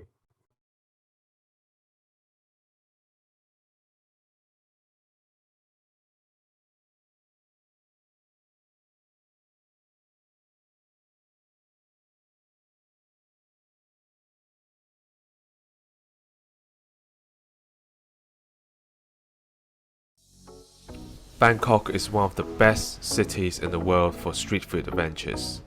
Street foods are everywhere in the city. They are cheap, delicious, and you can discover food you have never ever seen before. In this video, we will take a look at some of the best street food areas inside of Bangkok. Number 10. Khao San Road. Khao San Road is known for its crazy partying, where backpackers from all over the world gather to drink, party and meet new people. But 5 minutes away from this crazy partying area, at the end of the Rambuti Road, head to the roundabout and you will find a street food party waiting for you. Near the roundabout, you will find many delicious foods there. Curries, boat noodles, rice dishes with crispy porks, fried foods and desserts.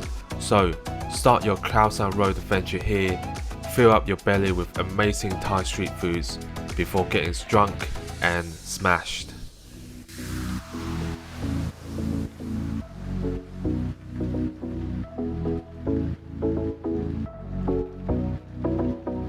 Number 9.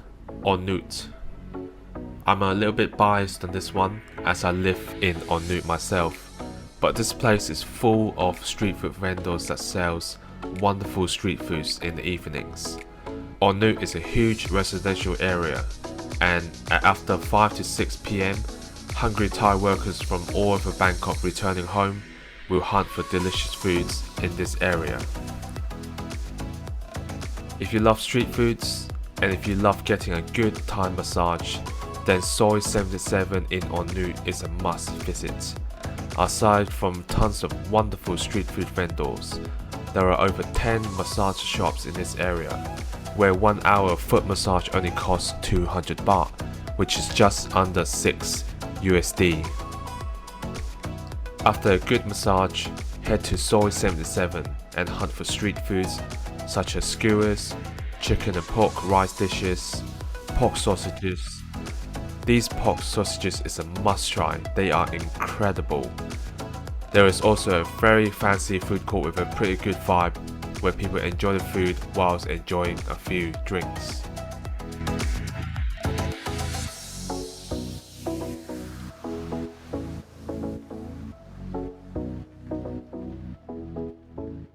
Number 8. Hua Kwang Night Market. Not many tourists visit this night market, and I think they are missing out. The food selection here is great, but also it is one of the most authentic night markets you will see in Bangkok.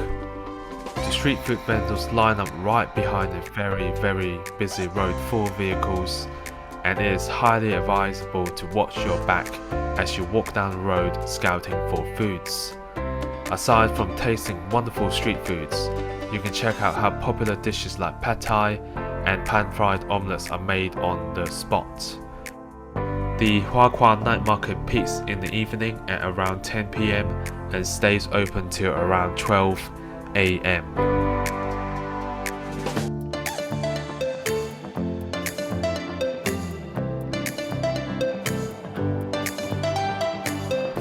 Number 7. Siloam area. Soi Patpong is a very naughty street in the evenings, but surprisingly, it is a very popular street food haven in the morning. Hundreds of workers from the Siloam business district comes here to get their breakfast and probably a takeaway for their lunch later in the afternoon. There is also a fantastic food market hidden in Soi 10. It gets insanely busy during lunchtime, packed full of office workers. The selection of local Thai street food is great, along with many snacks and desserts.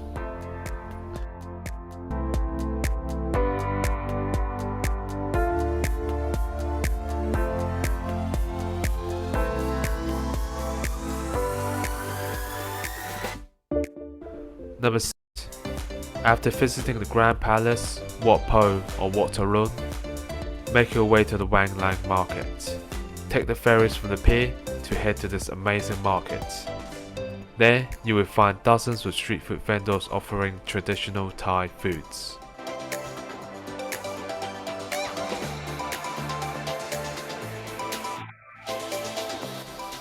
Make sure to check out both the market itself and the main road that runs right next to the market. The main road is a tight narrow way that could get quite busy, but you will be able to find some delicious snacks and traditional Thai foods.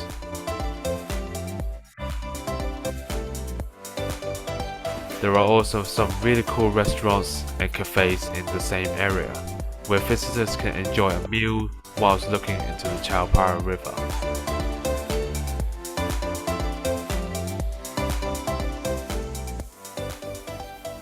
Number 5. Jots Fair. The market is a reincarnation of the closed Ratchada train market. Jots Fair have done well in bringing back all the memorable street food stalls. Langstap is still here, the incredible famous pork spine mountain sprinkled with God knows how many chilies in every single dish. There are about 30 to 40 street food stalls selling all kinds of street foods.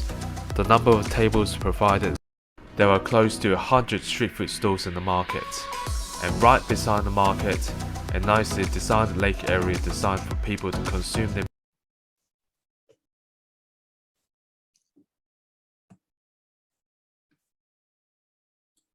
Okay.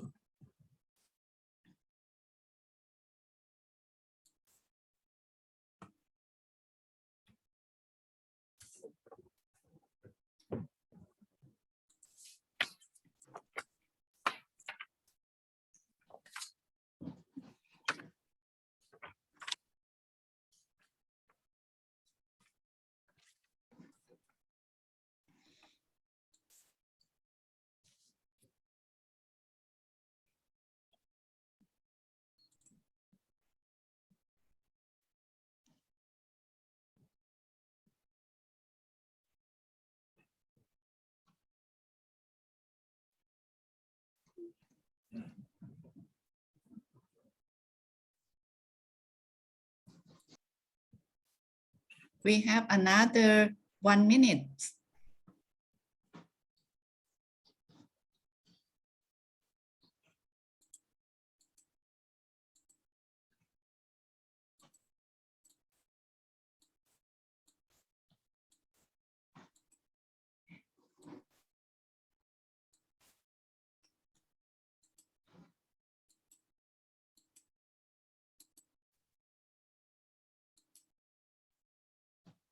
Okay, how are you, Ajahn Warit? Dr. Warit, Sierra Yes, Ong? I'm ready.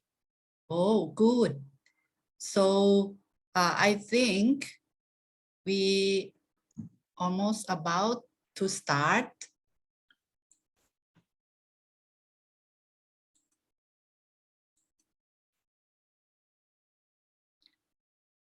The presentation is recorded and we will post it in the Facebook. So the participant and interesting person can have a chance to listen again or have a look at everything from our class. So shall we start Dr. Yes. Warid. Yeah. Okay, thank you very much, Dr. Songsin. So as Dr. Songsin mentioned to all of you, we encourage all of you to be a members in our close group of Facebook. Maybe Dr. Pongpen has already invited all of you to join, but some of you still accept to join us. As Dr. Songsin mentions, if you want to revise our lectures, please visit our group to see the video record. Okay, shall we start the first module? According to the schedule, the first module that I would like to share to all of you, this is the module that related with post-harvest supply chain management and packing house designs. For this module, I think it will be a background to all of you before you will studying in the next topic tomorrow.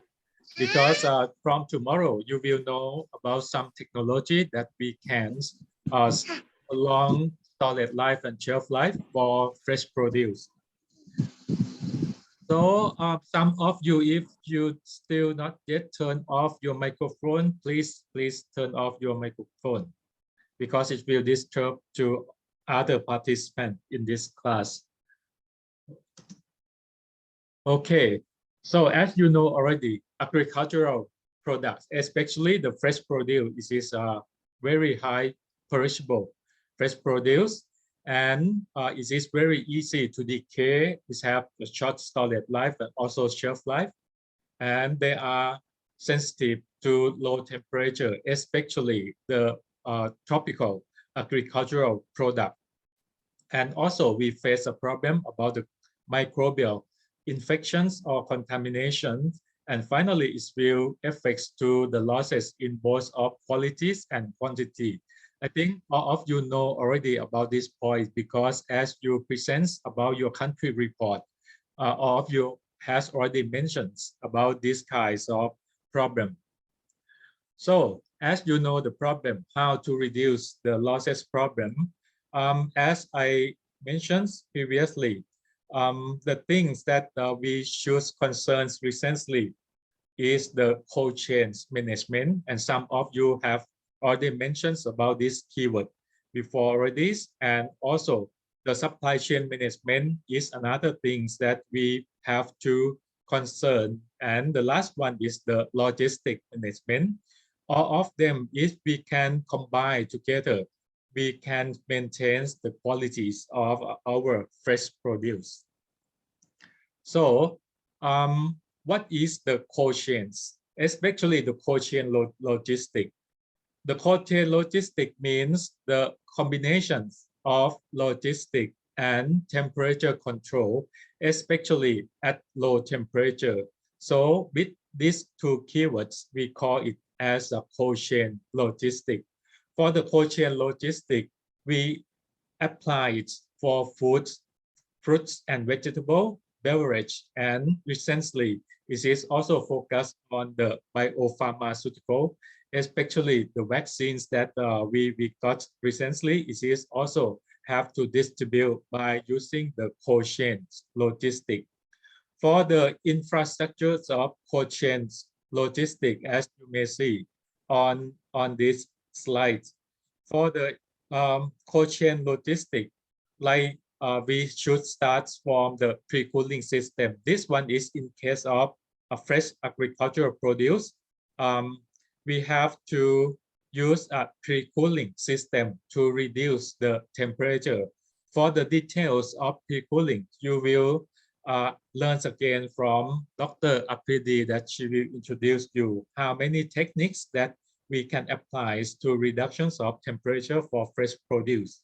And during transportation, we need a refrigerated, as like the refrigerated trucks, railways, or cargo.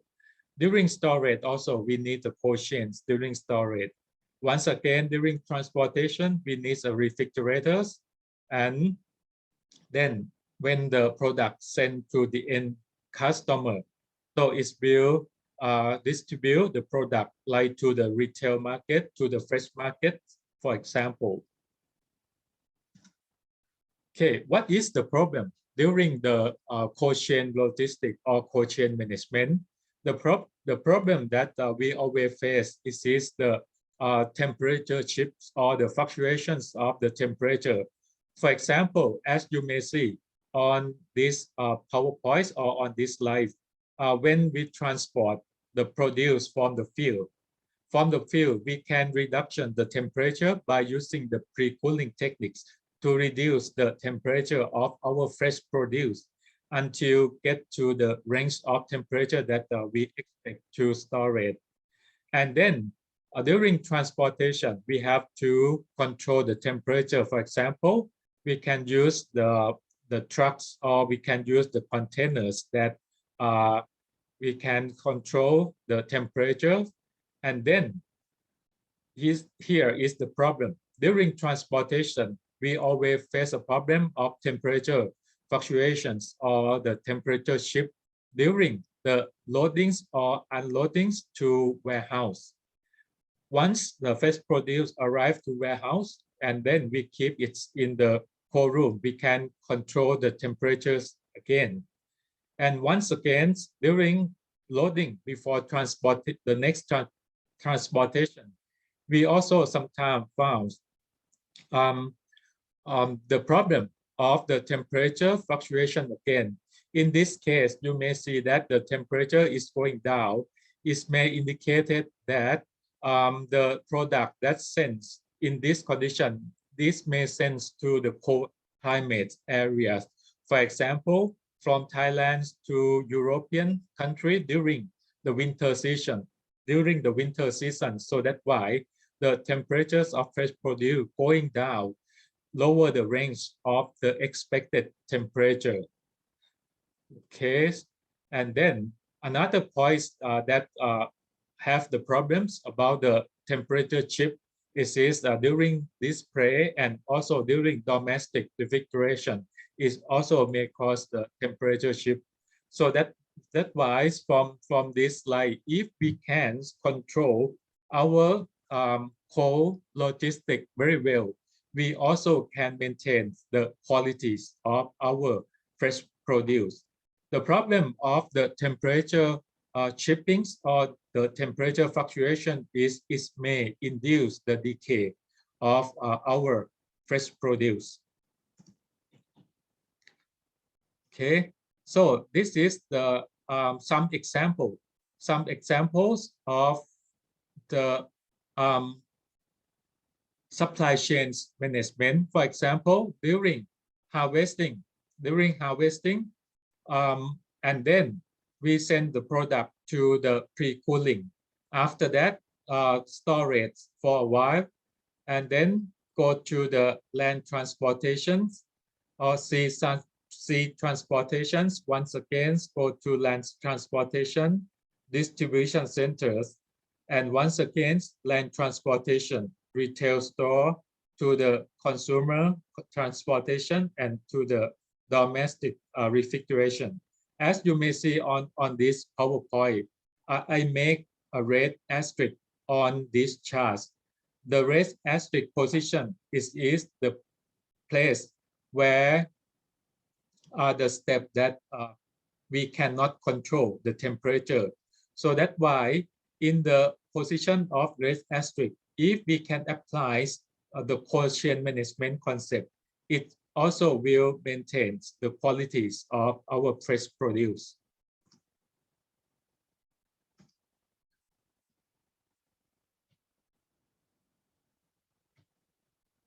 Okay. Okay, wait a moment. I think it is have something happen.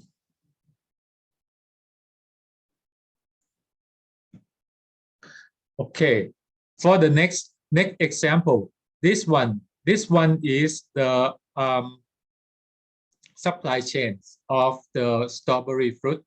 As you may see from this slide, for the supply chain of strawberry fruit, it's harvest from the field, and then after harvesting of strawberry, it may spend about at least 30 minutes to 1 hour under sun.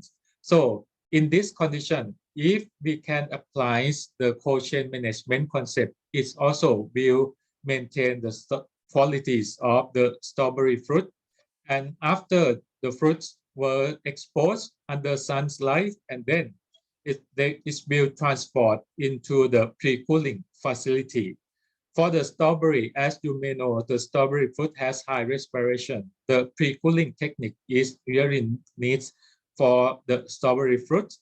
And after past the pre-cooling facility, the strawberry fruits will transport to the distribution centers, and then sometimes it will bring to the pre-cooling tunnels again to lower down the temperatures, and after that keep it in the refrigerated container. So this one also, this is an example how to maintain the qualities of fresh produce.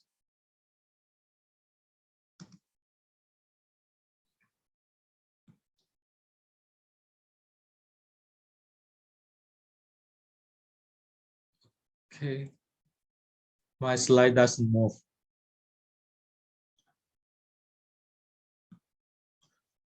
Okay, and then as you may see the process, as I mentioned previously, so how to design for the perishable logistic. The first one that we need to concern is the seamless cold chain management.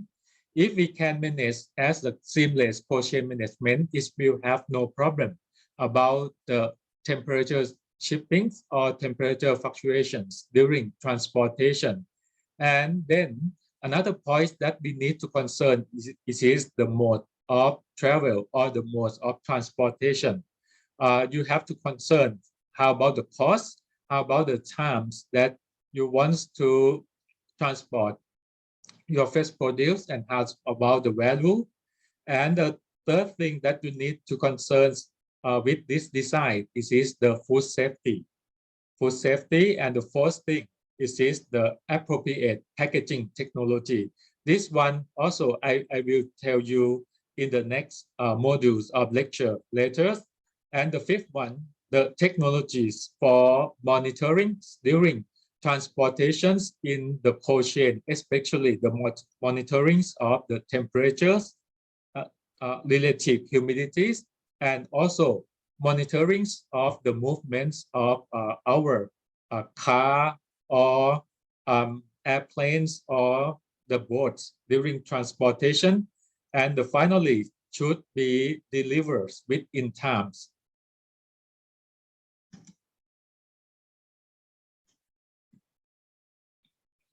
Okay.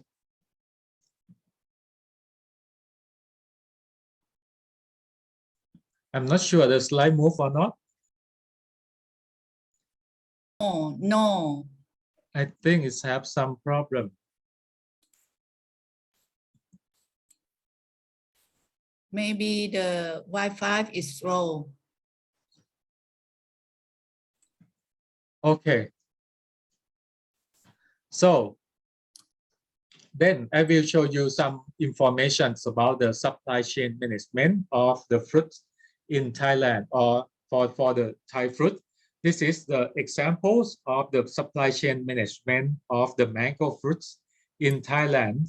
As you may see from these charts from the factory of supplier, what they will deliver to the farmers, such as fertilizers, the agrochemicals, and in case of mangoes, also have to supply for the papers, because if we want to control the qualities of the mango, we need to backing the mango during productions in the farm. So all of them have to supply this kind of the materials to the farmers. And then the farmer will do a production process of the mango. And after that, the mango, after the farmer got the mango, they will send to the company, to the exporter.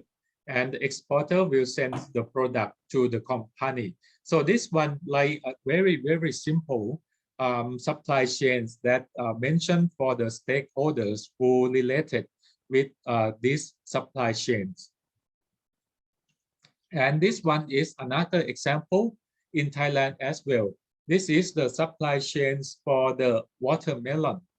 For the watermelon supply chains in Thailand, the grower must follow the GAP. I believe all of you know about the GAP guideline already. They have to use the GAP to control the quality during the productions of watermelons, and also for controlling the agricultural chemical uses. And for the watermelon in Thailand, we expect the degree of the TSS should higher than 9 degree Brix. And then after the grower produce the watermelon, and then the watermelons will send to the packing house. The packing house is request for the GMP. GMP is the good manufacturing practice. Anyway, some of them requires HACCP as well to control the quality during the productions or during the process in the packing house. So what are they doing in the supply chains of packing house? In the packing house, must sampling the sample for analysis of TSS again to confirm that the degree of the sweetness of the watermelon should higher than 9 degree Brix, and also check the weight of the fruit. And after that, put in the cold room, and then they have to set up the traceability for these watermelons. And then after the watermelon sends to the market, once again, sometimes the retail market, especially at the supermarket, they may have the QC process to check the TSS again. And also they have to do, sometimes they have to do the online marketing. As you may know, recently during the COVID-19 pandemic, the online marketing is very popular and going well. So that's why online marketing also included in the marketing process for the watermelons in Thailand. And also some of watermelon have to processes to other products. For example, for the watermelon juice, and finally the watermelons will send to the customer. So this one is some example. So this slide show the components of logistic management for the fresh produce. For the inputs into the logistic for the fresh produce production, we should have the natural resources such as land. We need a facility and equipment for production. We need human resources, need financial resources, and also information resources. As you may know, information resource is very important nowadays, because if we're talking about the traceability, information is very important for the input of logistics. And then what happens for the output of the logistics? For the output of logistics, we need to concern about the market orientation, especially the first in, first out. And also we need to think about the right time and good place for selling our product. And also we have to think about the movement efficiency from the farm until get reached to the customer hand. So this is the activity under the logistic management. We need to do the management action from the planning, implementations, and also control the qualities of our fresh produce. So for the packing house of fresh produce, so from this slide, you may see the photo of the durian. The photo of this durian, we spray on the fruit with the red color. While in Thailand, we spray the durian with this red color. It means this durian is not good for exporting anymore, because in the packing house in Thailand, before we export durian to other country, we have to check about the maturity. When we get the durian into the packing house, as you may see, the internal of this fruit it's still full with the starch. It means it is not ripened. It is not ripened already. So this kind of quality is not good for exporting. So that's why at the packing house, we need to make a mark, especially the red mark on the fruit, to indicate this is not good for export for the durian fruits. Okay, this is some example of the flow process in the packing house. What kind of the activity that we have to do in the packing house?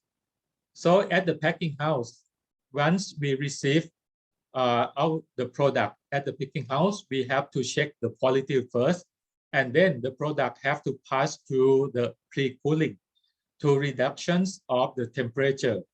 And after pass the pre-cooling, sometime it's need to store for a while for waiting to the trimming, sorting, grading, wetting, and also packing process. After packing the product, it will pass through storage for a while again before transportation. After that, loading to the truck and then delivered to the market. So this is the process in the packing house that we always do in any country, including in Thailand. Okay. So this one is example in the packing house management. For the packing house management, you may see what happened on the slide. Who use a pen? I see the yellow color. Okay, so this is examples of the packing house management. It is quite similar with the previous slide. After you receive the product, the green one is the color that indicate entrance only. After the truck send the product, this is the receiving area here. After that, the product will send to the pre-cooling area. After pre-cooling, sometimes it may need a chill. After pre-cool, after chill is sent to the packing room. And then the product after packing, it will send to the chiller or in the cold room that waiting for the loading on the truck.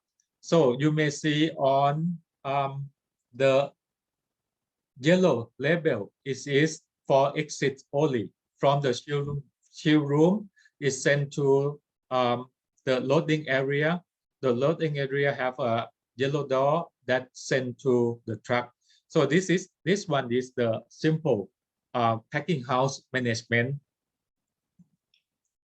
Okay, for the recommendation, the recommendations for the packing house management is the first one is the design of packing house. It is depend on available of your capital, the type of the produce that you are going to do, and the expected turnover rate inside the packing house.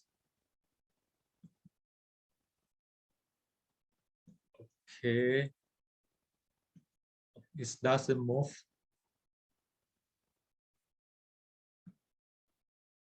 Okay, this one also this is quite similar with the previous one. This is the flow of the product from the receiving until transportation. As you may see in this production lines in the packing house, it designs is like I shape. It's like I shape, or it is a straight shape. In this packing house design like this because it's concerns about the cross contamination avoids the receiving and loading on the truck at the same place because it will have very high chance of the cross contamination. Okay, for the pack management inside the packing house from this photo, you may see that in this packing house, it designed by using the well insulated wall because of to protect of the heat from outside into inside. So that why we can control the temperature inside the packing house as the expected temperature that we want to control. Normally in Thailand, inside the packing house, we control the temperature around 20 to 25 degrees Celsius. And also inside the packing house, we have to concern about the hygiene, especially about the clean and the tidy conditions inside the packing house. So that's why inside the packing house, we need to make a schedule for cleaning inside the packing house. Okay. Next is the another things that we need to concern inside the packing house. Is the lighting conditions inside the packing house. It should have the cover at the lighting position because of we have to protect the product from the contamination, especially during working. If the lighting system have exploded and in case of the exposure have with no covers on the lighting unit, the glass or piece of glass will contaminate with your fresh produce. So that's why inside the packing house need a lighting system that have a cover. Okay.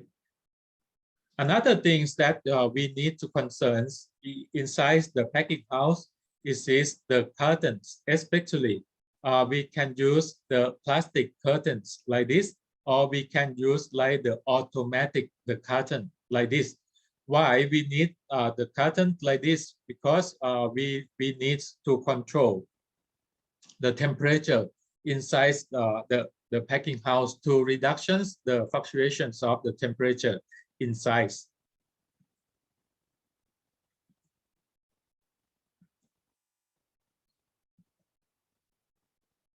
Okay, next is that's okay. And what else that we have to do for the packing house? This is the temperature monitoring. In case of the temperature monitoring, we need to have like the sensor to measure the temperature, to measure the humidity inside. Because as all of you know already, the fresh produce, if the temperature is high, we need to reduce the temperature for reductions of the respiration or reduction of the metabolism of our fresh produce.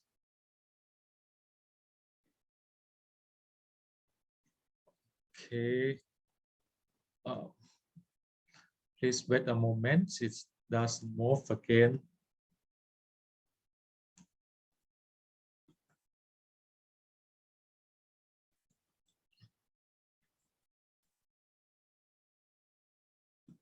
Okay. Okay, the slide moved already, right? And the next thing that we need to concern during management in the packing house is at the receiving area. At the receiving areas, if possible, we have to control the temperature at receiving area at about 18 to 20 degrees Celsius and not left your product at the receiving area for the long time, because of it will have the problem with your fresh produce. Okay. And another point is the receiving areas, it should be kept clean all the time, as at the same condition within the packing house.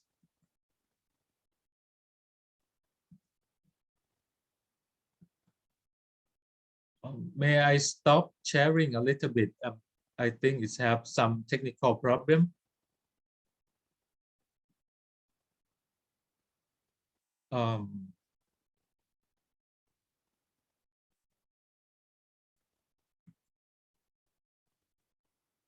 Okay, it's coming and without the yellow line. Okay, but it cannot move. Let me check what is the problem.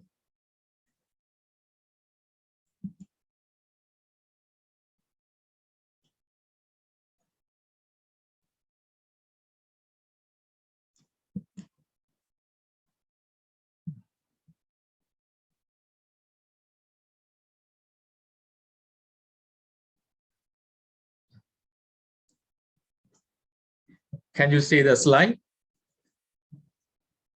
Yes. Okay.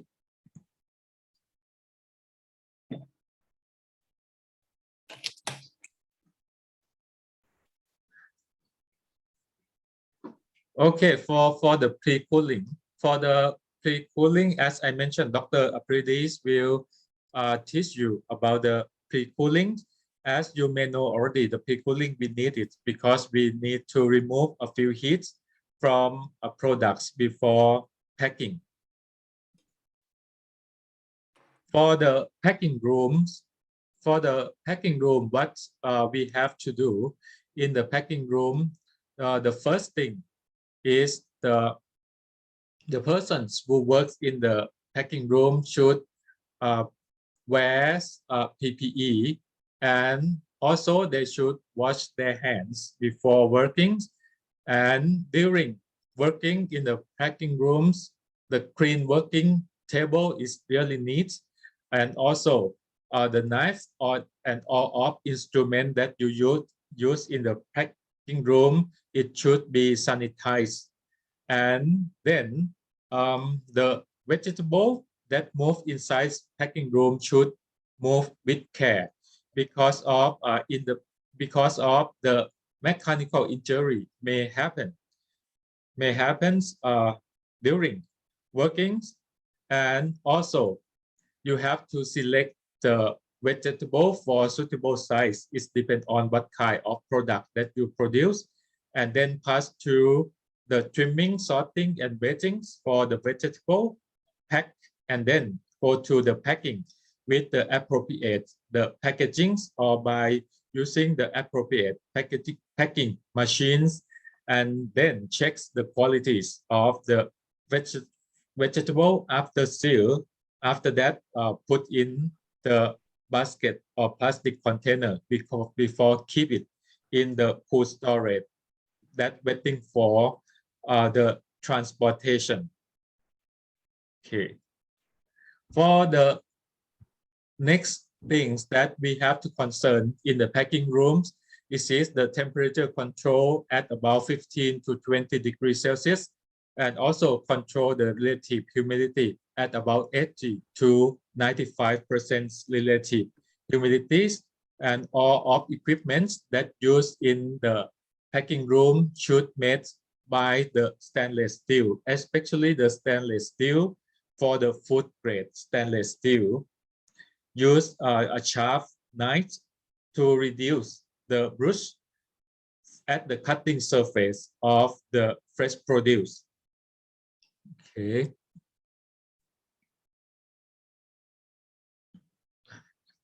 And another things for the packing rooms that we need to concern is the quality checks after pack in the packaging.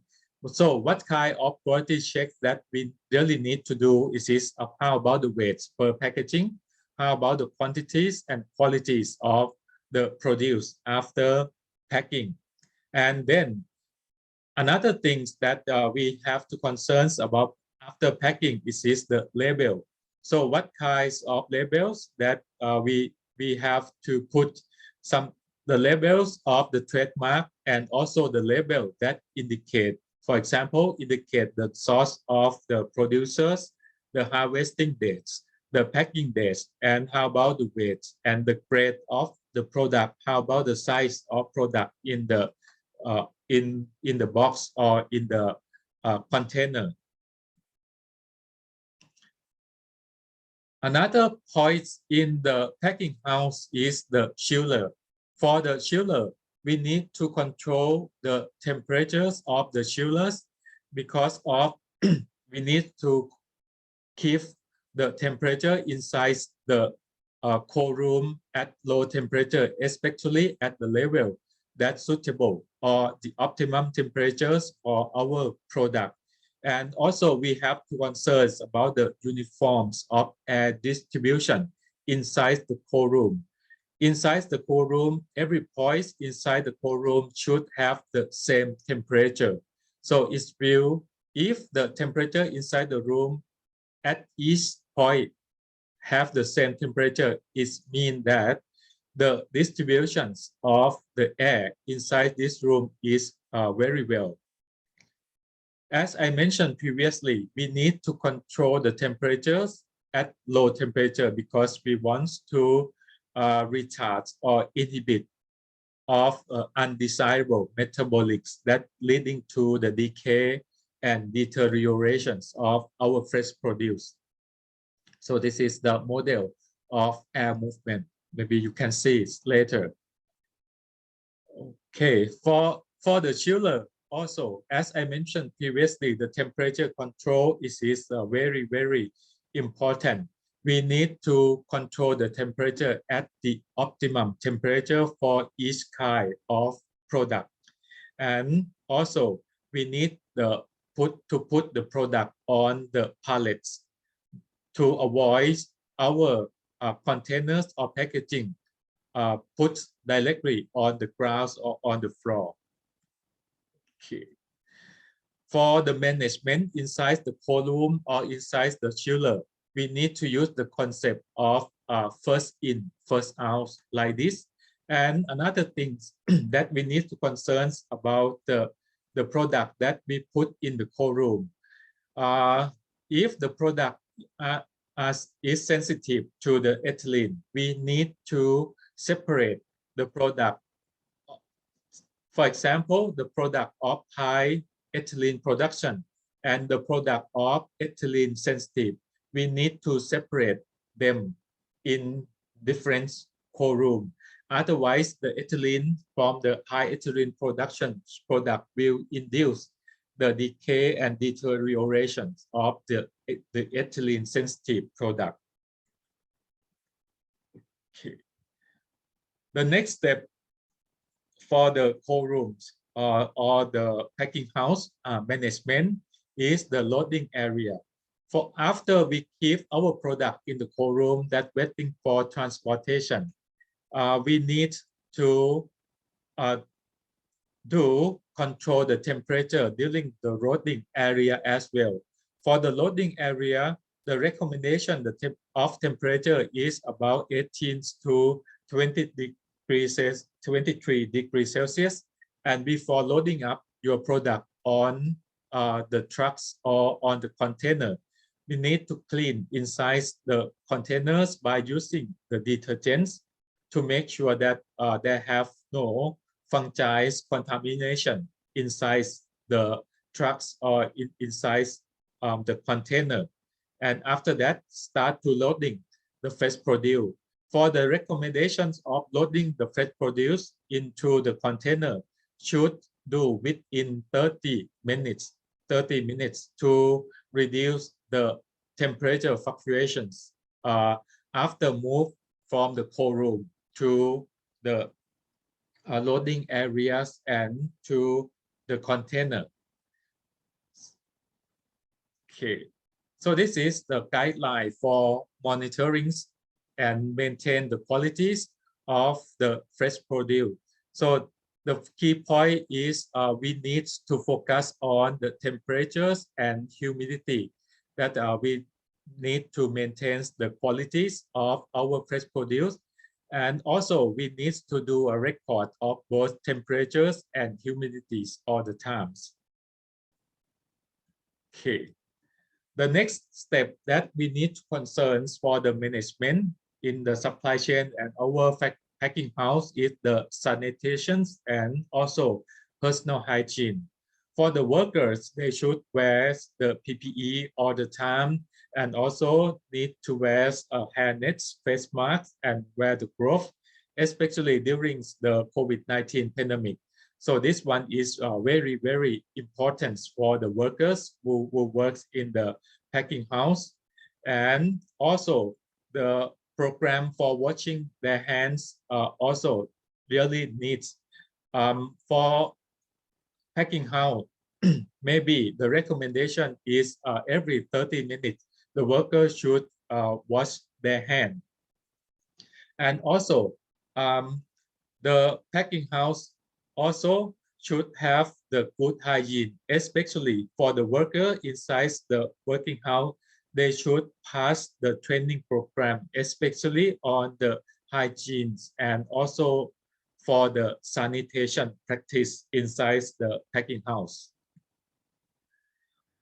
And also recently, we concerning about the inspection of COVID-19 in the packing house. From this photo, it is the photo of the COVID-19 inspection in the packing house in Thailand. So this lady, she is doing swab on she is doing swab on the pallets, and then she checks the contaminations of the COVID-19 virus. Okay, so this one you know already, as I mentioned previously. So this one is just another example about the packing house management for the mango. It's quite similar with I tell you previously, but in this slide it have more detail. For example, in case of the mango, after receiving the mango from the farmer, the first thing that we need to do is the maturity checking. For the maturity checking, there are many methods, but the most popular is the flotations in 1% of the salt solution and see the fruit sinks or the fruit floatings on the surface, and then we can separate for the maturity, and then after check the maturity, pass to the stemming process, and after that go to the grading and sizing process. After that, go to the washing process, and then go to the process of the disease control by using the hot water treatment. And after that, pass to the step of the quarantine. These infestations, for example, by using the vapor heat treatment, especially for the mangoes that we send to Japan market, need to do the heat hot vapor treatment. And after that, cooling down and do the labelings on the fruit and do wrapping, packing the fruits in the packaging, and then pre-cool the fruit, and after that temporary storage the fruit and before dispatch to the container. Okay.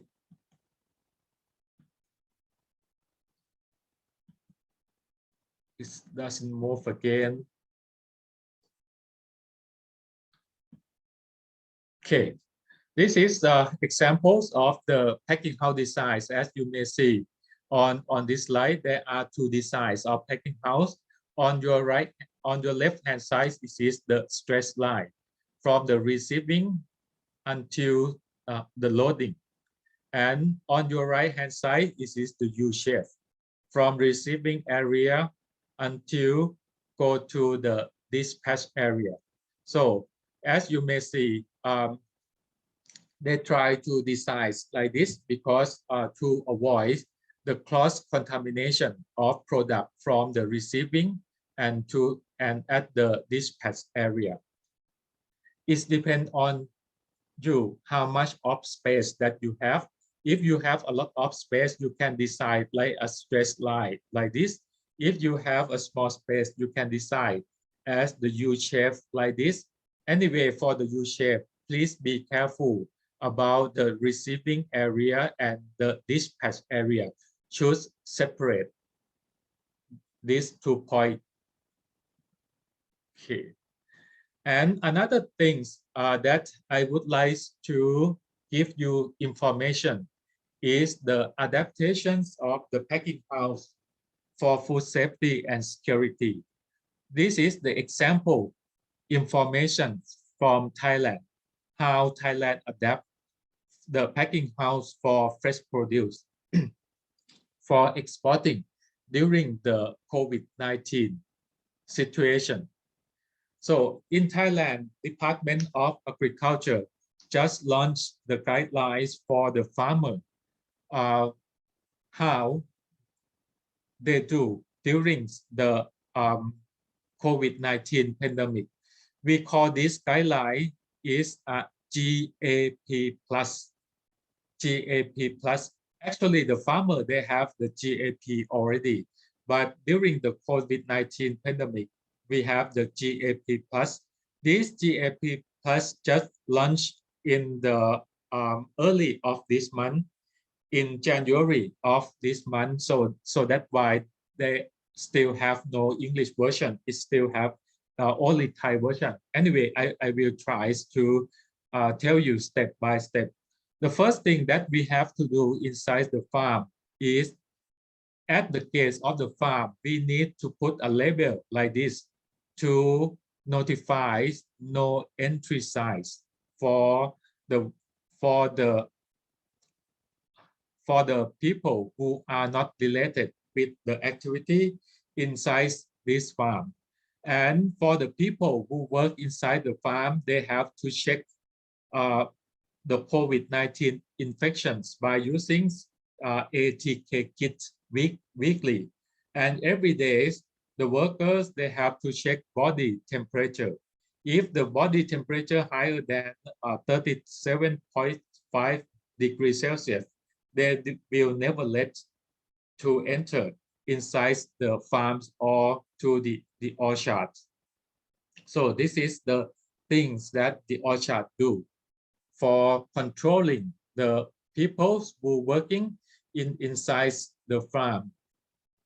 And the next thing that the people who work inside the farm have to do is the wearing of the face masks all the time during working inside the farm. And also they have to work during working, they have to keep distancing each other.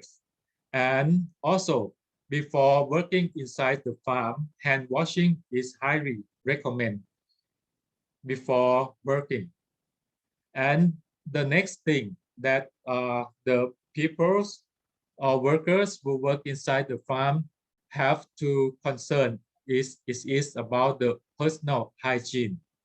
For the personal hygiene for the workers, the recommendation is during washing the hand, the worker have to wash the hand at least 30 seconds for each time. And inside the farm must supply alcohol at the concentration higher than 70%. Okay, and then after wash hands and have to dry the hand by using hot air or using the tissue paper. Don't eat and drink together during breaking or during lunch break. The farm must separate the 6 persons immediately where the group all the time and promote vaccination for all workers who works inside the orchard. And at the orchard must initiate the recreation. For example, for the orchard that have packing house should open the window for facilitate of the air circulation, and also must install enough of hand washing facility and station. Put infographic to teach the people about the social distancing, about the safety, about how to wash their hand, and also have to disinfectants or touching surface all the time. For example, every hours or every 30 minutes.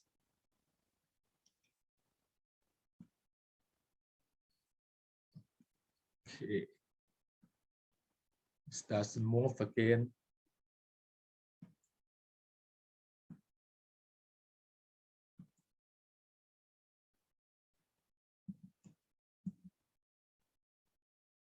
Let me stop sharing again.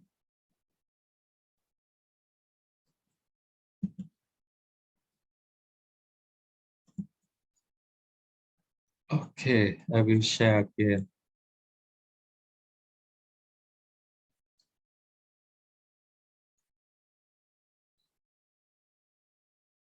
Okay, for the next one that we need to educate the people in the farm is give the knowledge about the personal hygiene and also the educate about the hygienics of people. And this one, this is the infographic of the hand washing guidelines, and also the things that they have to do in the farms. Okay, this is information about the personal hygiene, what they have to do and what is do and don't. Maybe you can see from the infographic already. Okay, and this one is the guideline for the sanitation protocol. For example, have to clean all of instruments and also public area. And also the instrument that you use, you have to clean by yourselves, and also how to cleanse the window or opens the window for the air circulation, how to clean and disinfectants of the car that entering to the farms or packing house. Okay, and then protocol for the disinfectants of the surface. Okay, and recommendation of the chemical compound that used for disinfection, like using the hypochlorite at 0.1% and or using the alcohol 70%. Okay, and the next is the protocol of the preventive for the workplace, how to prevent of COVID-19 spread in the workplace, like the temperature monitoring, social distancing, avoid the hangouts of the workers, and also the cleanings of touching surface, the same thing that I mentioned previously. And this one is like a protocol for using mask and glove. Okay. Okay.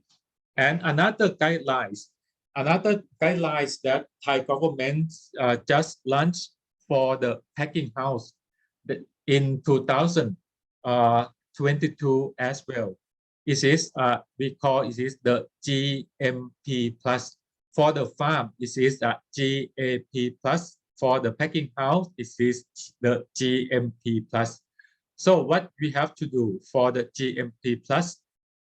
GMP plus as well is still have a version in Thai. So what we have to do for the people who works in the packing house, the first thing is the checking the temperature at the gate of the factory. We have to do like this, and also the checking temperature should lower than 37.5 degrees Celsius. And then other points that we have to do is the have to supplies for the hand cleaning materials. For example, supply for alcohol at the concentration higher than 70%. This is for example. And another things that we have to do for the people before entering into the packing house is the ATK test within 72 hours. And also the worker in packing house should declare for the vaccination report. And also before entering into the packing house, the must be interviewed the worker do they go to the risk area or not? Or the people at the same family got infection with the COVID-19 or not?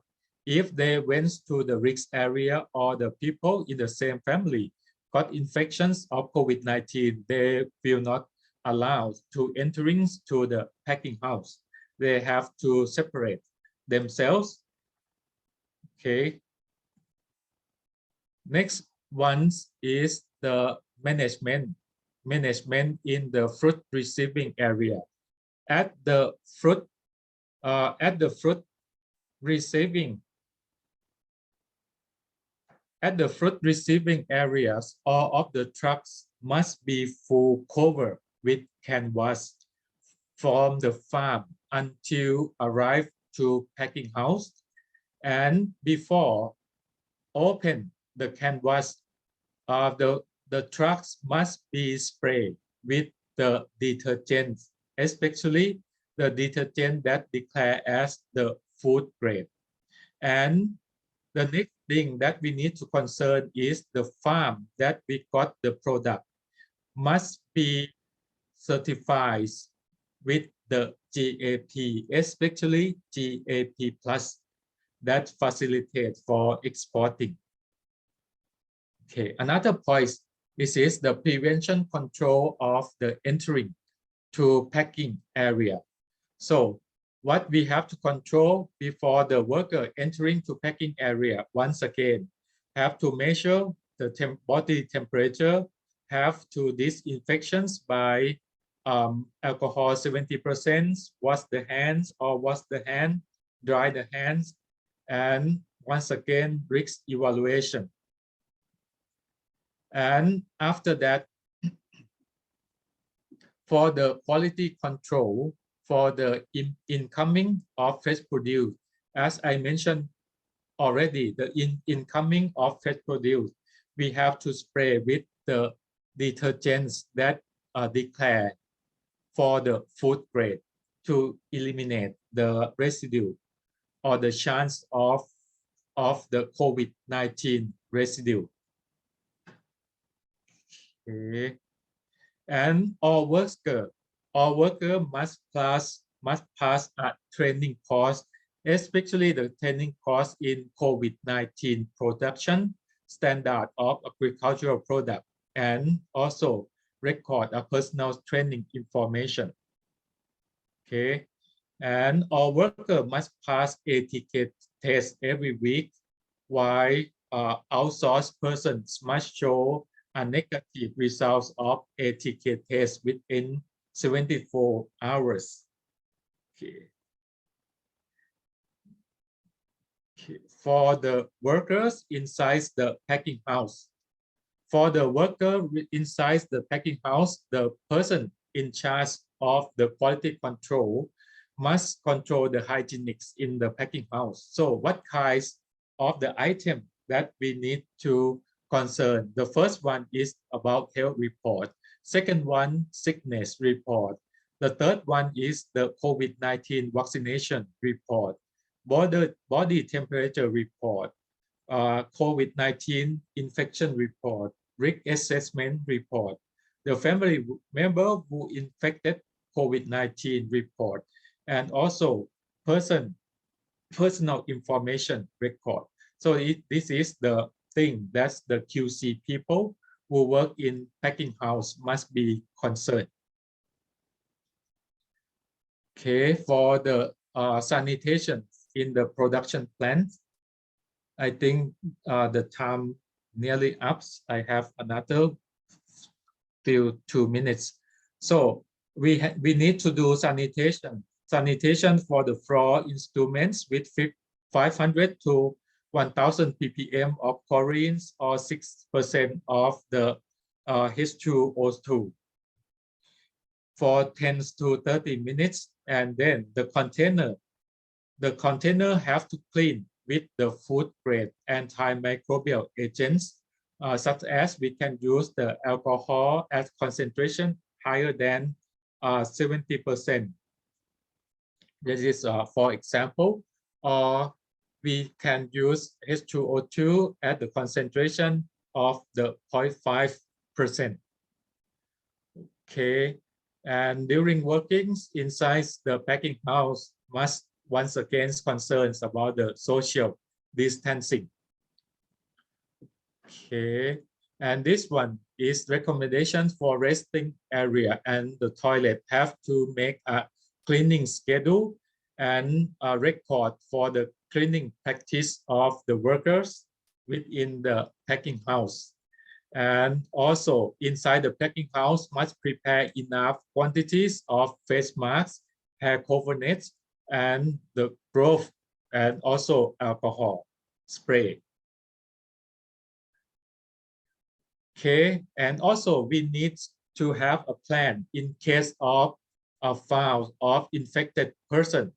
What we have to do in case of infected persons found, have to do separate immediately, and also have to stop production activity inside the packing house, and then test for COVID-19 for all workers in the packing house, and also clean the packing house as a recommendation by the Department of the Public Health. Okay, I think that is all of the packing house management in Thailand that we are doing right now, especially in the last part that related with the COVID-19 control in the farms and also in the packing house. I think it will be a good guidelines for all of you to do in your country. So I think we have time for a couple of questions. Any of you have questions for the module 1 about the packing house management? I think we have quite short time. Actually, the information that I have in my slide is quite a lot. So maybe one questions from Indonesia, right? From Devi. Okay, Yeah. Devi, you raise your hand. Yes. Okay, thank you for this kind of opportunity. I want to ask you about in the beginning of your slide, Yes. you mentioned about after harvesting, farmers spend 30 minutes until 1 hour in the field. Yeah. You So know that in my country, especially in my local area, this time will make our vegetable become wilting. yeah. So that is the example of strawberry. The strawberry, that is the real practice in some country. That's one I got data from a paper. That the fact that they face the problem. Sometimes they put the strawberry in farm about 30 minutes to 1 hour. That is the problem. Yeah. If that point they identify as the problem, so the recommendation is after harvesting should process to the packing house as fast as possible. If inside their farm they have no facility of the pre-cooling. Yeah, I see. Yeah. And then in the other slide that you mentioned that for mangoes, yes, why the pre-cooling step is almost the end of the step, because in our packing house, pre-cooling is second step. Yeah. I see. So that is the second pre-cooling step. As you may see from the slide, the first, after receive, they pass the pre-cooling, right? After packing, they pass the pre-cooling again because the mango pass through the hot water treatment and vapor heat treatment. So that's why inside the box, when we apply the vapor heat treatment, sometimes they apply directly with the container. Oh, So we need to reduce the temperature again to get the expected temperature at about 13 to 15 degrees Celsius before keep it in the cold room. okay. I see that's new knowledge for me because in our packing house we only maintain vegetable. For fruit is only for melon. Thank you. Okay, welcome. สวัสดีค่ะ Yes, I think for my session, the time up, maybe we can discuss later. So as you, when you become members of our Facebook group, please leave the question there, and then I will try to answer all of your question. Thank you very much. Thank you very much, Dr. Warit. It's very, very impressive lecture. I think all participants can gain a lot of knowledge that they can apply for their community in their hometown. So the next, I would like to move to the next lecture, but actually it is not the lecture, it is the practical clip video. The topic is quality determination of fresh produced. This will be presented by Dr. Nattachai Phongprasert. Welcome, Dr. Nattachai. Are you ready? Yes, I'm ready. Good. So please share your Okay. video clip. Thank you, Dr. Songsin, for introduce me, and good evening and maybe good afternoon to every participant today. And as Ajahn Songsin mentioned, in this part is the last session of today, and is about the practical. So actually we have to do it on site, but unfortunately because of Corona pandemic, so we decide the online conference, and we already prepared the practical in the video, and today I will show you the title is about the determination of the fruit and vegetable quality. And this is I would like to remind you that this is just the basic of the fruit and vegetable quality determination, because it's actually there is a lot of you may know there is another high technique or high performance equipment to measure the food quality, but this one is just a basic and is suitable for the farmers or in the field or in the farm to check the quality, as Ajahn Dr. Warit mentioned about the post-harvest supply chain. In some step, we may do the quality test of fruit and vegetable, and you may use this technique that I will show you today to apply with. And my talk today is separate into three parts. The first one is the first quality determination is the total soluble solids and or TSS, and the second one is the TA or titratable acidity of fruit and vegetable, and the last one is the how to determination of fruit firmness, and those are separate into 3 video clips, and I will show you one by one. Okay, and during I show the video, I will stop and I may explain you step by step for better understanding. Okay, first I would like to show the first one is the TSS, total soluble solids.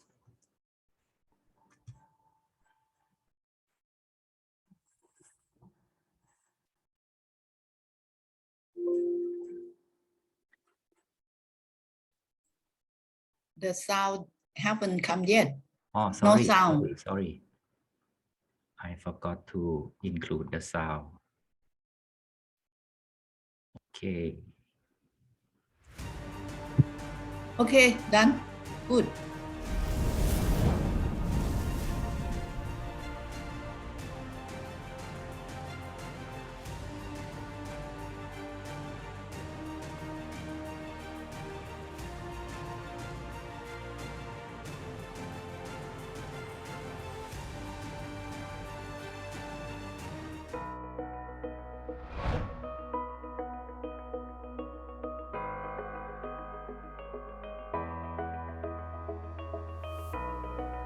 So as you may know that the total dissolved solid or total soluble solid TSS are important parameter of the food quality, right? Because if you go to supermarket or you want to export some fruit and vegetable and you need the sweetness, and you can check sweetness by this method, and is TSS is amount of express the amount of the sugar soluble solid in the liquid from the juice that you extract from the fruit and vegetable. And actually the fruit and vegetable contain a lot of soluble solid, right? But in this case, we assume that the soluble solid in fruit and vegetable sample that we analyze are sugar, okay? And TSS value affect the taste of the fruit because it can indicate the level of sweetness, as I mentioned. And also the fruit increased in TSS as they ripening.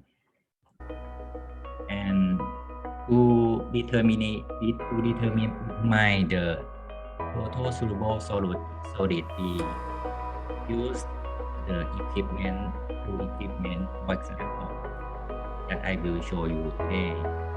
We use this one. This one, someone may familiar with. The first is hand refractometer, so we call hand refractometer, and another one is digital refractometer. In the past, we have use the hand refractometer because it's quite cheap. Let's say in Thailand, maybe let's say around $30 to $50 US per one, but for digital refractometer is more convenient, but it's more expensive. In Thailand, it costs about $500 maybe, okay? And both of equipment can use for analyze the TSS as well. So first, I will show you how to analyze the TSS by hand refractometer. If you see at the hand refractometer, there is two sides, and there is two sides. This side is the glass that for measuring and put the sample, okay? And this side is for look through the eye to read the value of TSS in this side. Yeah, this side is for drop the sample. After you drop the sample, you look through this side to read the value of the TSS. In this side, you can adjust the focus of the scale. If you look to this side and the photo is not clear, so you can adjust to make it more focused and clearly to read the scale.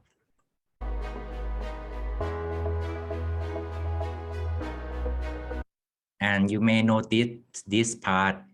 If you see this part, you will see the mini screw. You can use the screw to adjust for calibration the hand refractometer before use.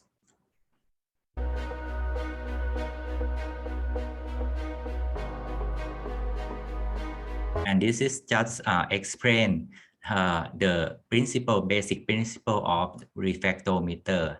As you may know that the light is bent or refracted as it passes from air through a liquid contain soluble sugar like this.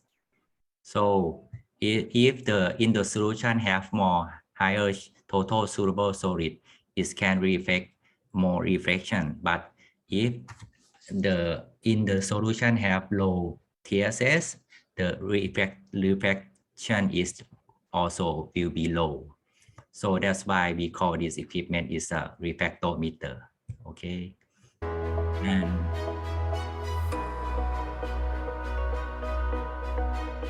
And if we look at inside the hand refractometer, it can explain the principle from this picture. If you put your Jewish sample here on the glass and the light is enter here, for the small refraction like this, in the sample that contain low TSS, the refraction is low, so it can show the lower scale like this. But if in the solution have high TSS, is cause the large reflection in the left circle here, so it can make more reflected and show the higher scale of TSS.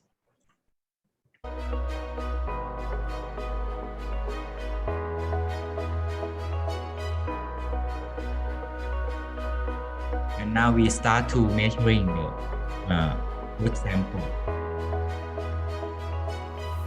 So the first step we have to, as I mentioned before, we have to do calibration. So you may use, it's better, the best is that you use the distilled water, but if you don't have the distilled water, you can use clean water instead and put the water in the sample glass here. So I can use drinking water, something like that? Yes, you can use drinking water or the clean water. But the best is the distilled water, okay? Thank you. And after drop the water, the clean water or distilled water, and you look through the equipment.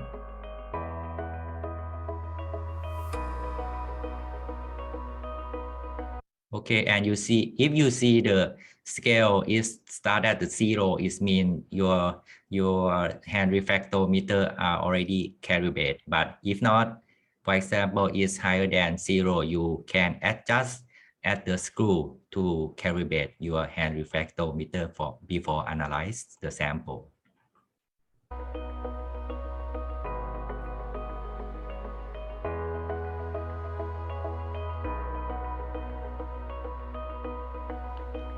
And now we start to analyze the sample. This sample is the tomato, mini tomato. First, we have to squeeze the juice out from the fruit or vegetable like this.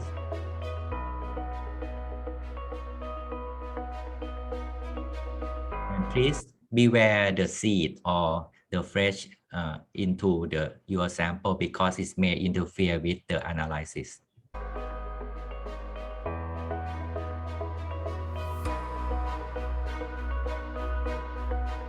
And then you remove your sample by using the dropper and drop on the glass sample here.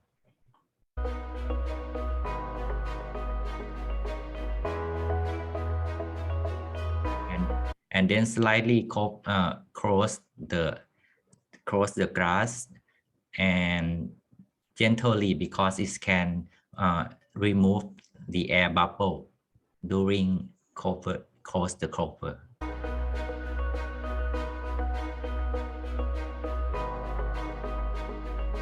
And then you can read the scale of the TSS. You may see in this sample, tomato have approximately about 5% bricks.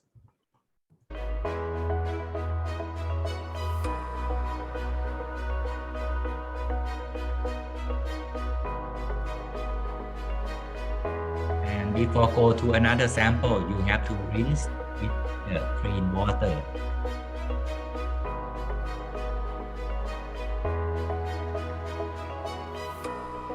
And then remove the water with soft tissue or cloth.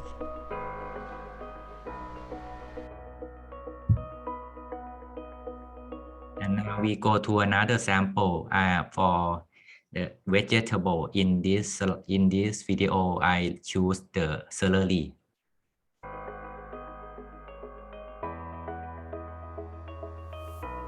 Celery is quite difficult to squeeze out the juice, so it's better to cut into the small piece. And you can use the mortar and pestle for the juice extraction. But it's more difficult than the previous example, the tomato. So after you grind the sample until it's well broken, you can use the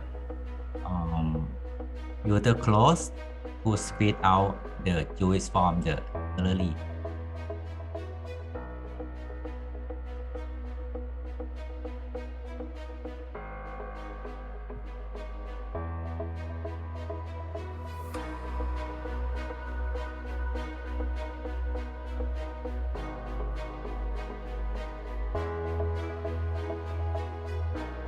And do the same way with the tomato. Drop the first sample on the glass, gently cover the cover, and look through to read the value.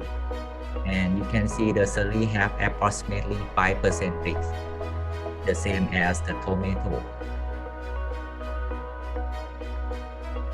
And from now, I will show you how to use the digital refractometer.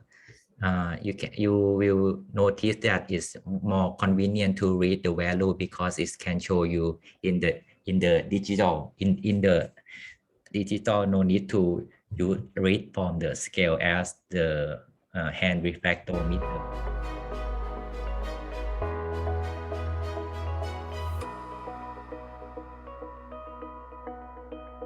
So in this sample, we use the tomato juice from previously and celery, and we have another fruit sample from mangosteen juice.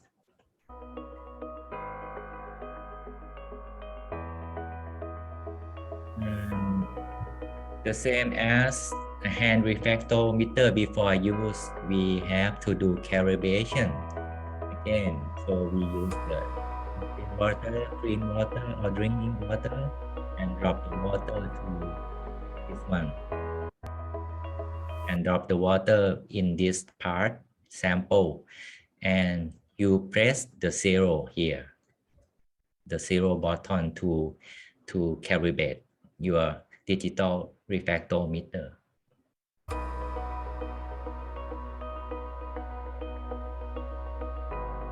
And after digital refractometer was calibrated, it will show the 0, 0, 0 like this.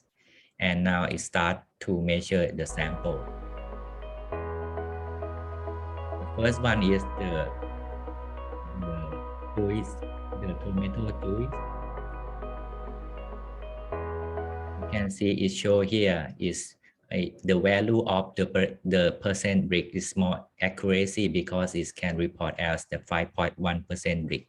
But for hand refractometer, it cannot read as the 0.1 unit. It's more accuracy. And again, before going to the next sample, you have to rinse with the clean water. Next is the mangosteen juice. You will see it contains very high percent bricks, around approximately 20.7% brick here.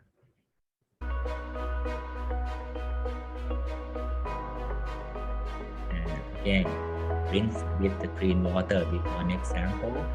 And the last sample is the celery.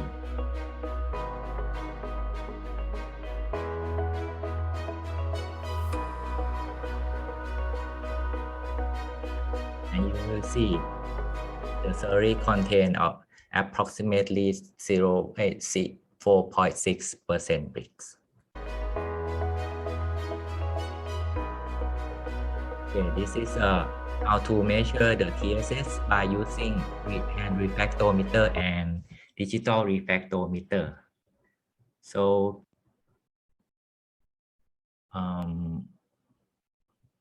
Before go to the next measurement, so do you have any question?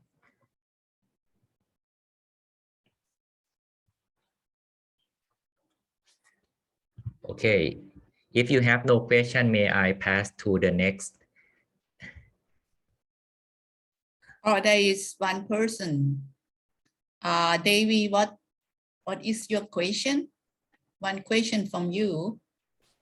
Okay, thank you. We have digital refractometer. But we always do like cover the refractometer first, so it will not you know, the light will not around the juice, the water from fruit, and then we open the refractometer just like that. It's quite different with your video. Do you think what we have done is good or right or wrong? Thank you. So you mean you use the different models of hand refractometer? No, we use the same digital Digital refractometer. refractometer? Yeah, but after we put the water of fruit, we always cover it for 3 seconds, and then we start the button. So it's different with your video. What do you think about that? I understood what you said. Ajahn Bon, could you understand? I understand, but I think it should actually you mean you cover the sample with something? With our hand for 3 seconds only, and then we press the start button. I think it should be the same, show the same value. But you don't need to cover, right? Ajahn Nathachai. Yes, we don't need to cover. You don't need to cover anything, you just place the sample. Actually, we use a frame from the light from the outside as well. I mean from the direct sunlight or the electric light. Yes, we do it cover it for direct sunlight. The one that you do is the best. Okay, thank you.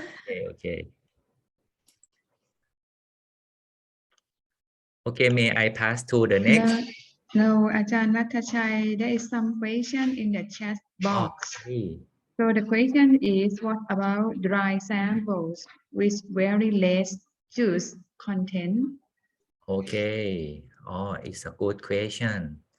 For some sample that contain very low juice, you may add some water, but you have to know the proportion of the water that you add into your sample, and I mean the dilution factor that you have to use for calculation the right amount of the TSS in your sample. Do you understand me? Can I give more explanation? Oh, yes.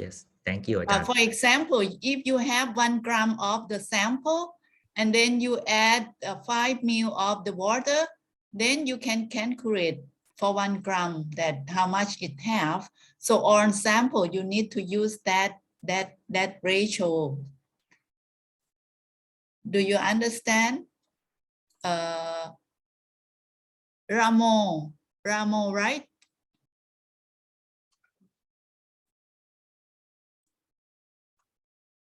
Okay, he understood. Thank you. So we can pass for the next. For the next, I will show. So sorry, please. Moment. Okay.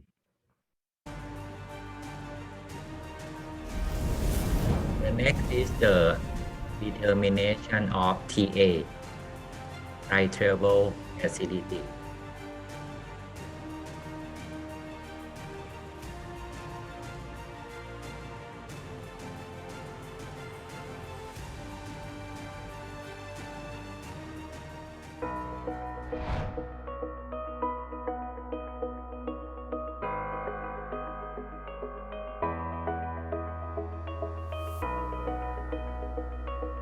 So,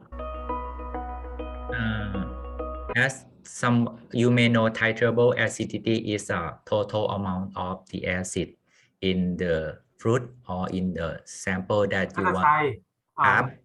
It show like your window explorer as well behind besides the program. Oh, okay. Can you check the Sorry. slideshow? Okay, thank you. It's okay now? Yes. Okay. Sorry. So as you may know that the triable acidity is a total amount of the acid in the fruit or in the sample that we want to analyze, and it can determined by titration method.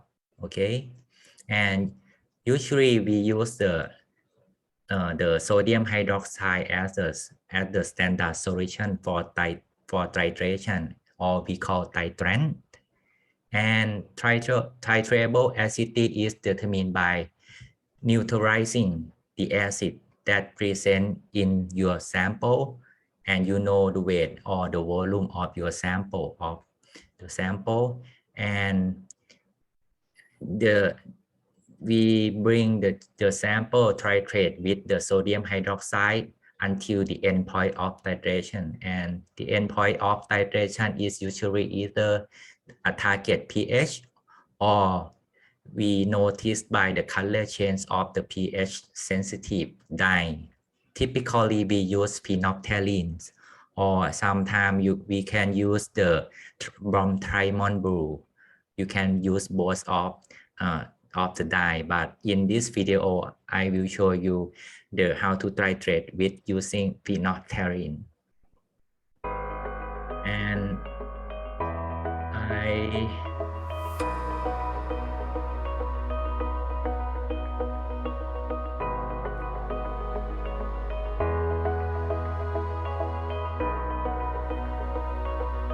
as you may know that in fruit and vegetable they contain many different kind of the acid, right? And I would like to give you the example of the different acid in fruit and vegetable. For example, in apple, it contain, the dominant acid present is malic acid. For example, in apricot is malic and citric acid, but in banana it contain malic acid. In cranberry, in fig contain different acid, which is the citric acid, for example.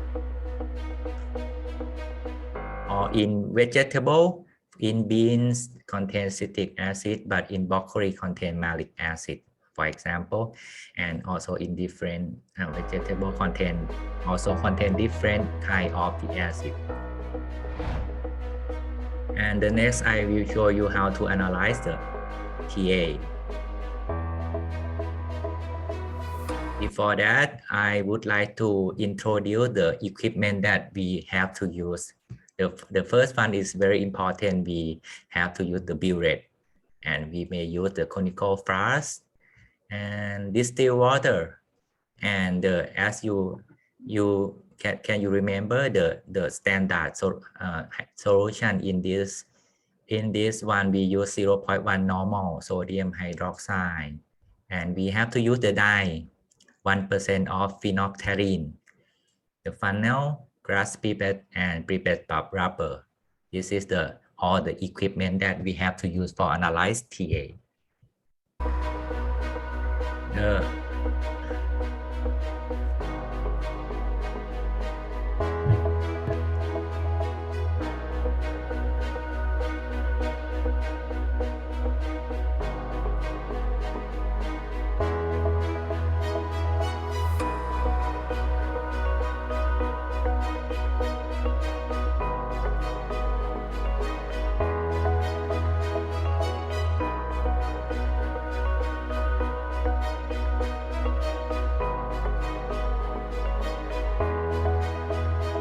So the first step, we have to put the sodium hydroxide into the burette, okay?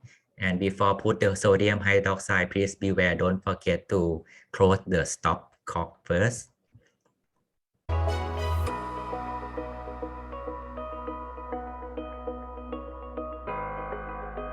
This one, don't forget to stop first, and then after we fill up the sodium hydroxide, we just open.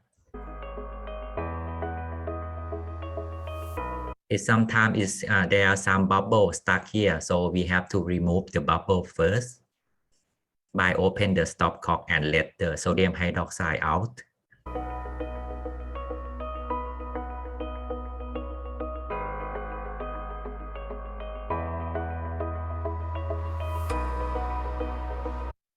And you have to record the started volume of the sodium hydroxide. No need to, it's not necessary to start from zero, but you just record the amount of the sodium hydroxide before titration. And this amount of sodium hydroxide have to use for calculation of the TA in your sample in the last step. Now we start from the zero, okay? After that, we have to put your sample. In this case, we use the lime juice into the flask.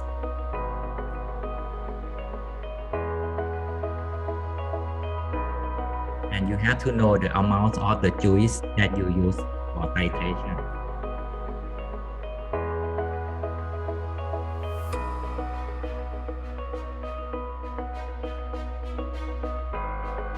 After you put your sample in a flask, you have to put 2 or 3 drops of phenolphthalein. And then you start titration by slightly open the sodium hydroxide from the bullet into your sample. And during let the sodium hydroxide put into your sample, you have to use your left hand side to swelling your flask during analyze, during titration.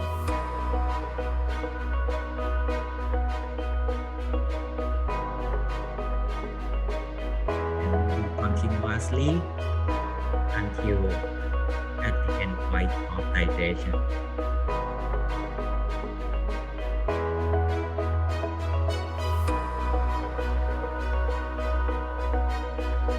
You will notice if the phenolphthalein drop into your sample, it changed to the pink color, and it will disappear because it's not yet reached the end point of titration.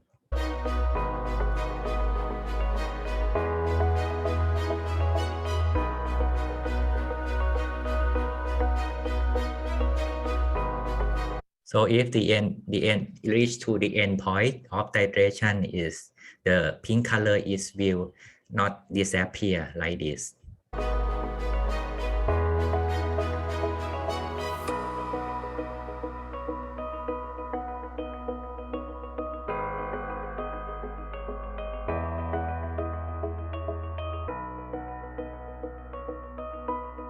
And after finish titration, so you have to record the amount of sodium hydroxide that you use for titration. In this one, we record at the bottom of this line, okay? And this slide, this video, I just show you the example of the reference of different stage of the endpoint. In the middle is the color at the pH 7, which is the perfect point to stop. But if your sample is gone like this, more dense pink color, it means the pH is over than 0.0, more than 7 is maybe 7.5. It means you shoot over the sodium hydroxide. That is not a good sample of the determination. Please be aware.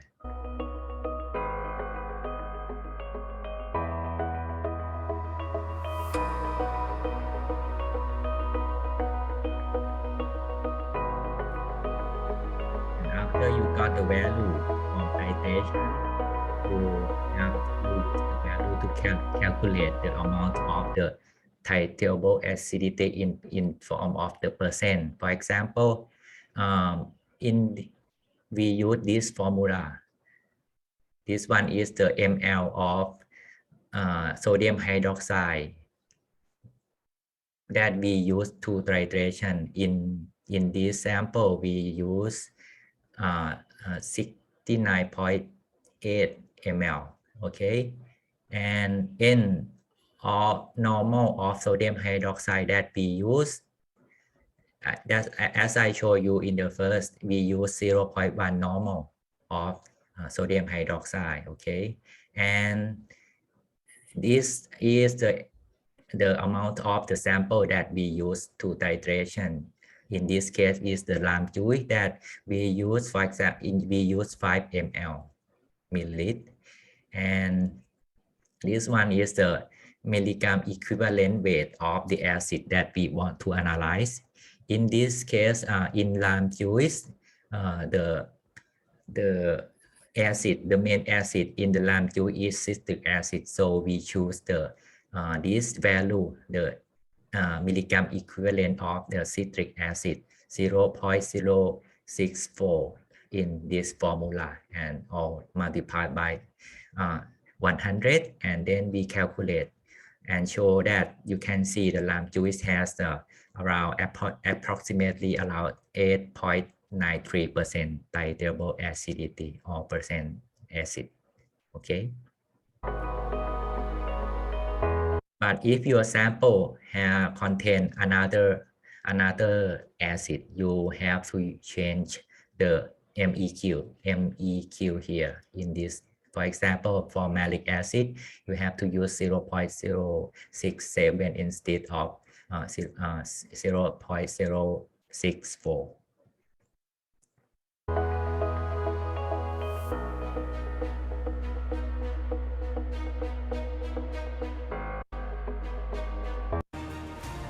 Okay, that is how to determine the PA. Do you have any question before going to the last determination as fruit firmness?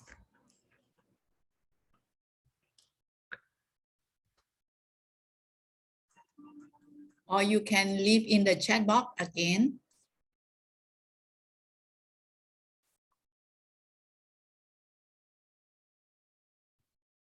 Okay, if no question, may I pass to the last practice today, which is the fruit, how to determination of the fruit firmness. And as you may know, the fruit firmness are the one of important quality parameter, and I will show you how to determine the fruit firmness from the video.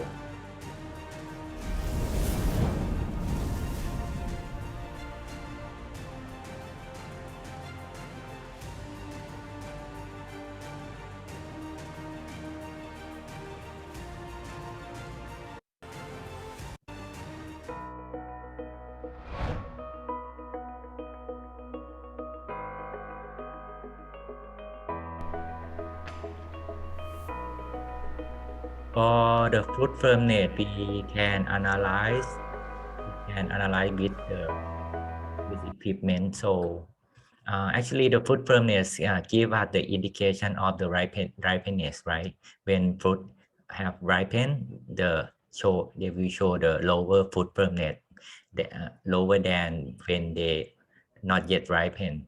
And it can measure by using this equipment we call penetrometer.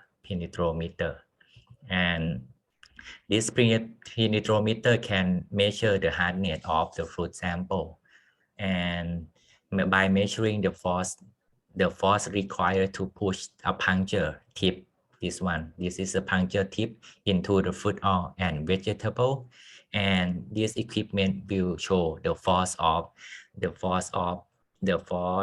that you use to penetrate to the fruit sample.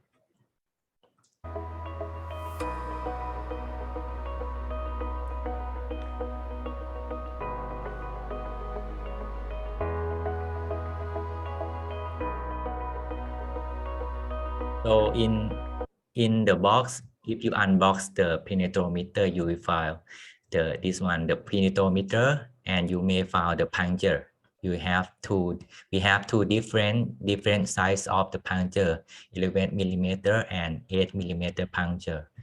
And they have like plate control here, and we have the pillar in the set box.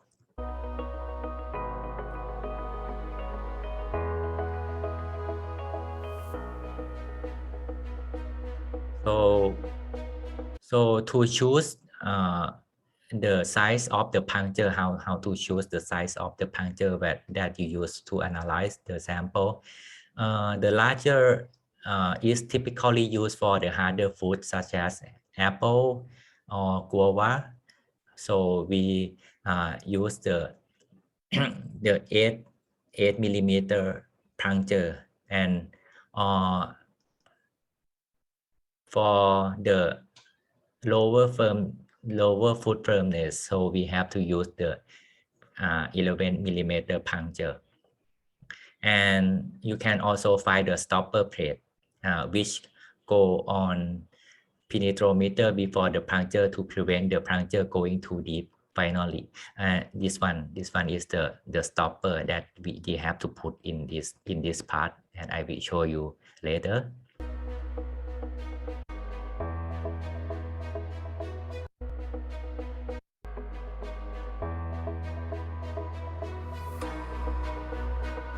So this video show how to choose the right size of the puncture. In this case, they will analyze the mango, ripened mango. So it's better to use the larger puncture. 11 millimeter. And before that, do you remember we have to put the stopper here to prevent the puncture go too deep in the fruit. This is the puncture, the stopper, sorry. And after that, we put the puncture.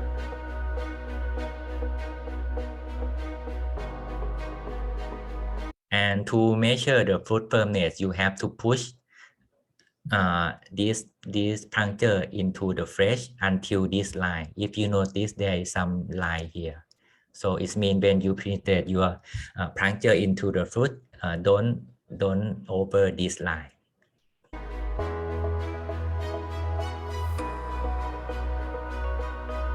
For that, we have to peel out your mango, the sample. And actually, typically, they recommend to slide 2 times in order to give the good area or push the puncture into the fruit. 1 time, and again 1 more time. Okay, now ready to measure. So we use penetrometer.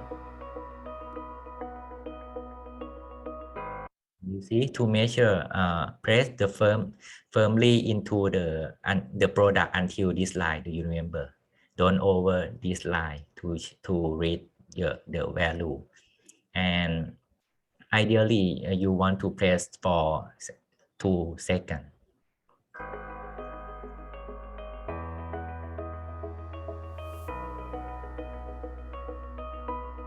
And then read the value here. Sorry, I didn't focus on this one to show the value, but in this scale, they show the value in the unit of pound or in the kilogram. Okay. And I recommend you to analyze the firmness of the fruit in 2 sides of the fruit to get the average of the firmness value.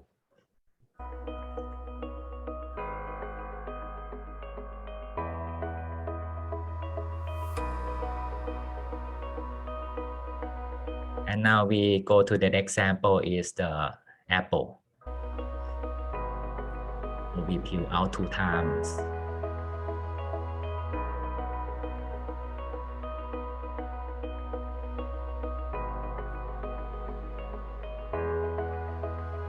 And push the puncture.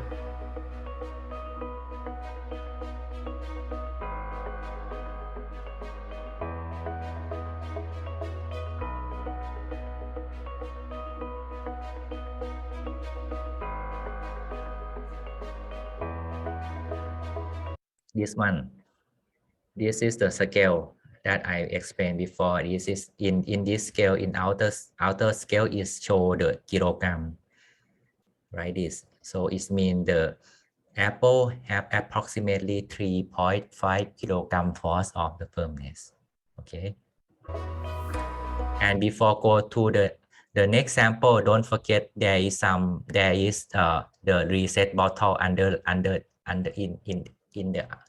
in this area. So we have to reset the penetrometer to set the zero scale before go to the next sample, like this. So after we push, it's going back to the zero and ready for the next sample. And I have some suggestion during determination. If you have any reason to doubt the accuracy of your tool, so is there very simple method to check the quality or the value of your equipment, that is okay or not, by using the weighting scale. So first you have to remove the puncture first, and then you press the penetrometer on the balance, and you check the value of the scale of the force here, and at the balance should be the same. If show the same value, it means your penetrometer or still calibrate and ready to use for analyze the foot firmness. Okay.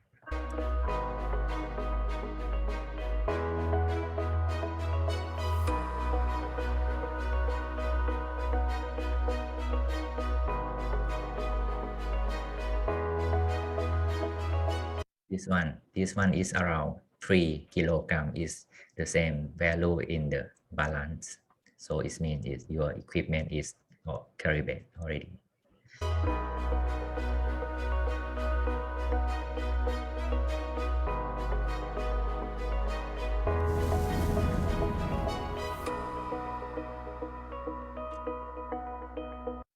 Okay, that's all the practical that I would like to deliver to you today.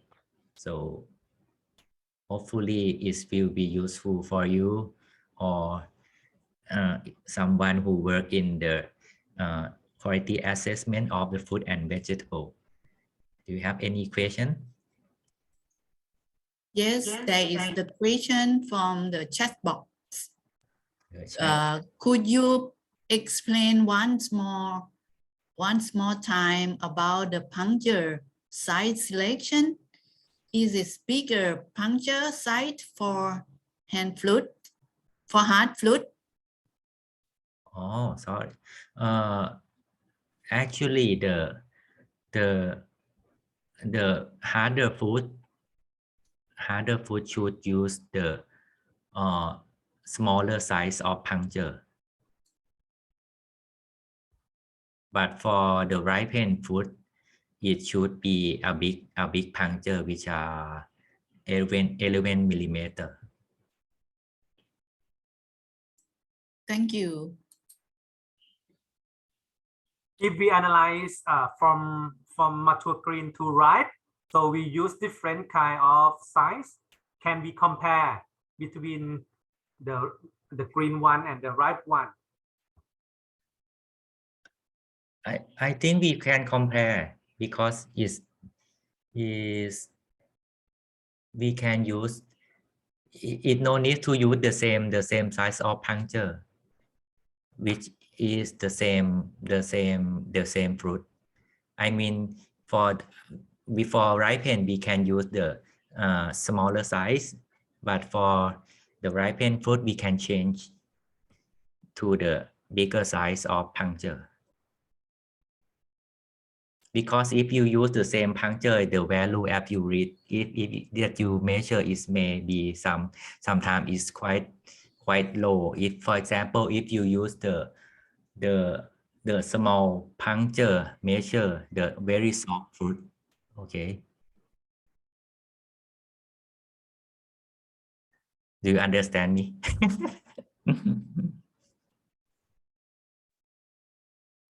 So I saw sometimes they report like the force in kilogram divided by the surface area of the puncture.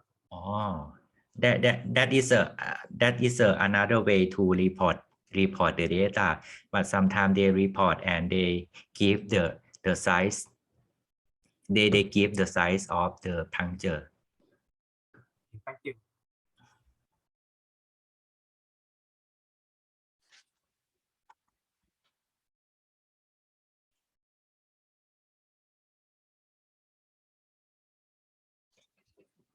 Any questions?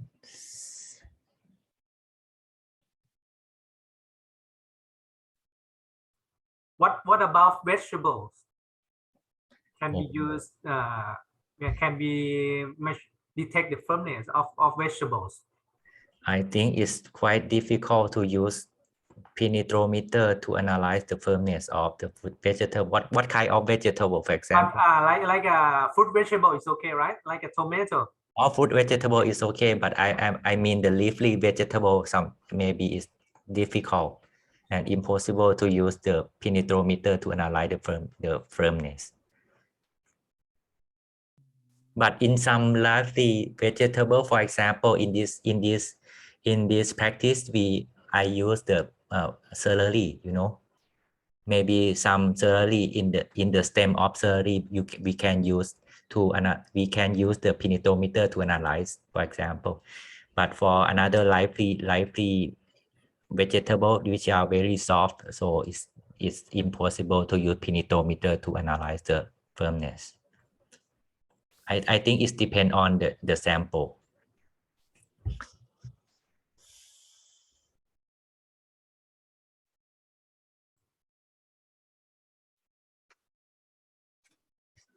So if no question, I would like to thank for participation, and may I pass the schedule to Dr. Songsin, please. Okay, thank you very much. Dr. Nathachai is very nice presentation, and I think everybody can understand because it's very clear. Am I correct, everybody? Okay, yes. Okay. Yes. Yeah, Okay. I mean, if you got the high tech technology machine like a firmness tester, you can use shear force sometimes. But in our practice, we try to use the practical equipment to show you how to detect the quality attributes of the fresh produce. Yeah, as I mentioned, this is just a basic method to analyze the food quality, and it's appropriate for the field or on farm, for example. On farm, or particularly the texture analyzer. If you don't have, you can use the one that Dr. Nathachai explained to you, and is relatively cheap.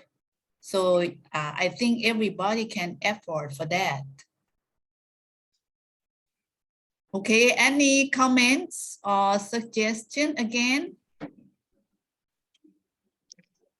I would like to announce something, Ajahn Songsin. Okay, please. So the clip, I mean the record clip of this training will be posted on the Facebook, the link, because it's too very big, the file is very big. But for presentation file, I will send you via email directly, and the link of this clip, the practice clip and the record clip that will show, and I will send you as the link file because it's too big. But for presentation, I will attach as a PDF file. Thank you. Okay, thank you, Ajahn Chalermchai. How about you, Dr. Pongpen? Do you have something to inform us before Yes. we wrap up? Yes. Okay, please. Okay, so according to the participant list in the Google form, so we found that maybe some of you have not checked your name. So please go to the chat box and then look at the link of participants, and then click it and then tick on your name. So because of right now we found that like still have many of us did not check your name today, and we will have the link for check names. So every day, Dr. Mantana will post the link to all of you. Okay, because I'm just thinking that if you have not checked it right now, so you will missing today.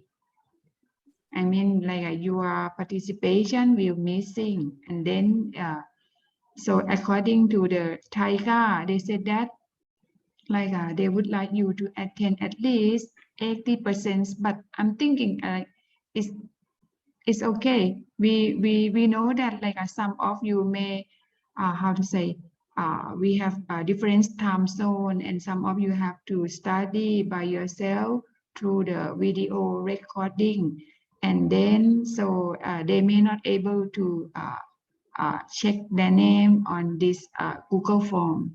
But by the way, we have the other things to determine so their attendance. Okay, thank you so much. I think if you check in the link, even though you cannot pass the post test, probably we can pass you. Am I correct, Ajahn Pongpen? Yes, yes. It's somehow that you get into the class together with us, but probably you miss something. Dr. Mantana already sent the link, and I also send the link for you right now. You can download and check it up. Okay. If nothing more, I would like to say thank you for everybody, in particularly the person who present today on country presentation. That's very nice and informative for us. And thank you for Dr. Warit and Dr. Natachai and some other doctor lecturer here that join with us. And tomorrow we will start the class as the same as today, that is 1 o'clock Bangkok local time or 13 local time here. So I hope you enjoy your time, and good night for some people, and good afternoon or good evening for someone, and have a nice time. I have to say goodbye to you for everybody. Bye-bye. Thank you. Bye-bye. Thank you. Good night. Bye-bye. Thank you. Thank so much. See you you. tomorrow. See you tomorrow. Tomorrow.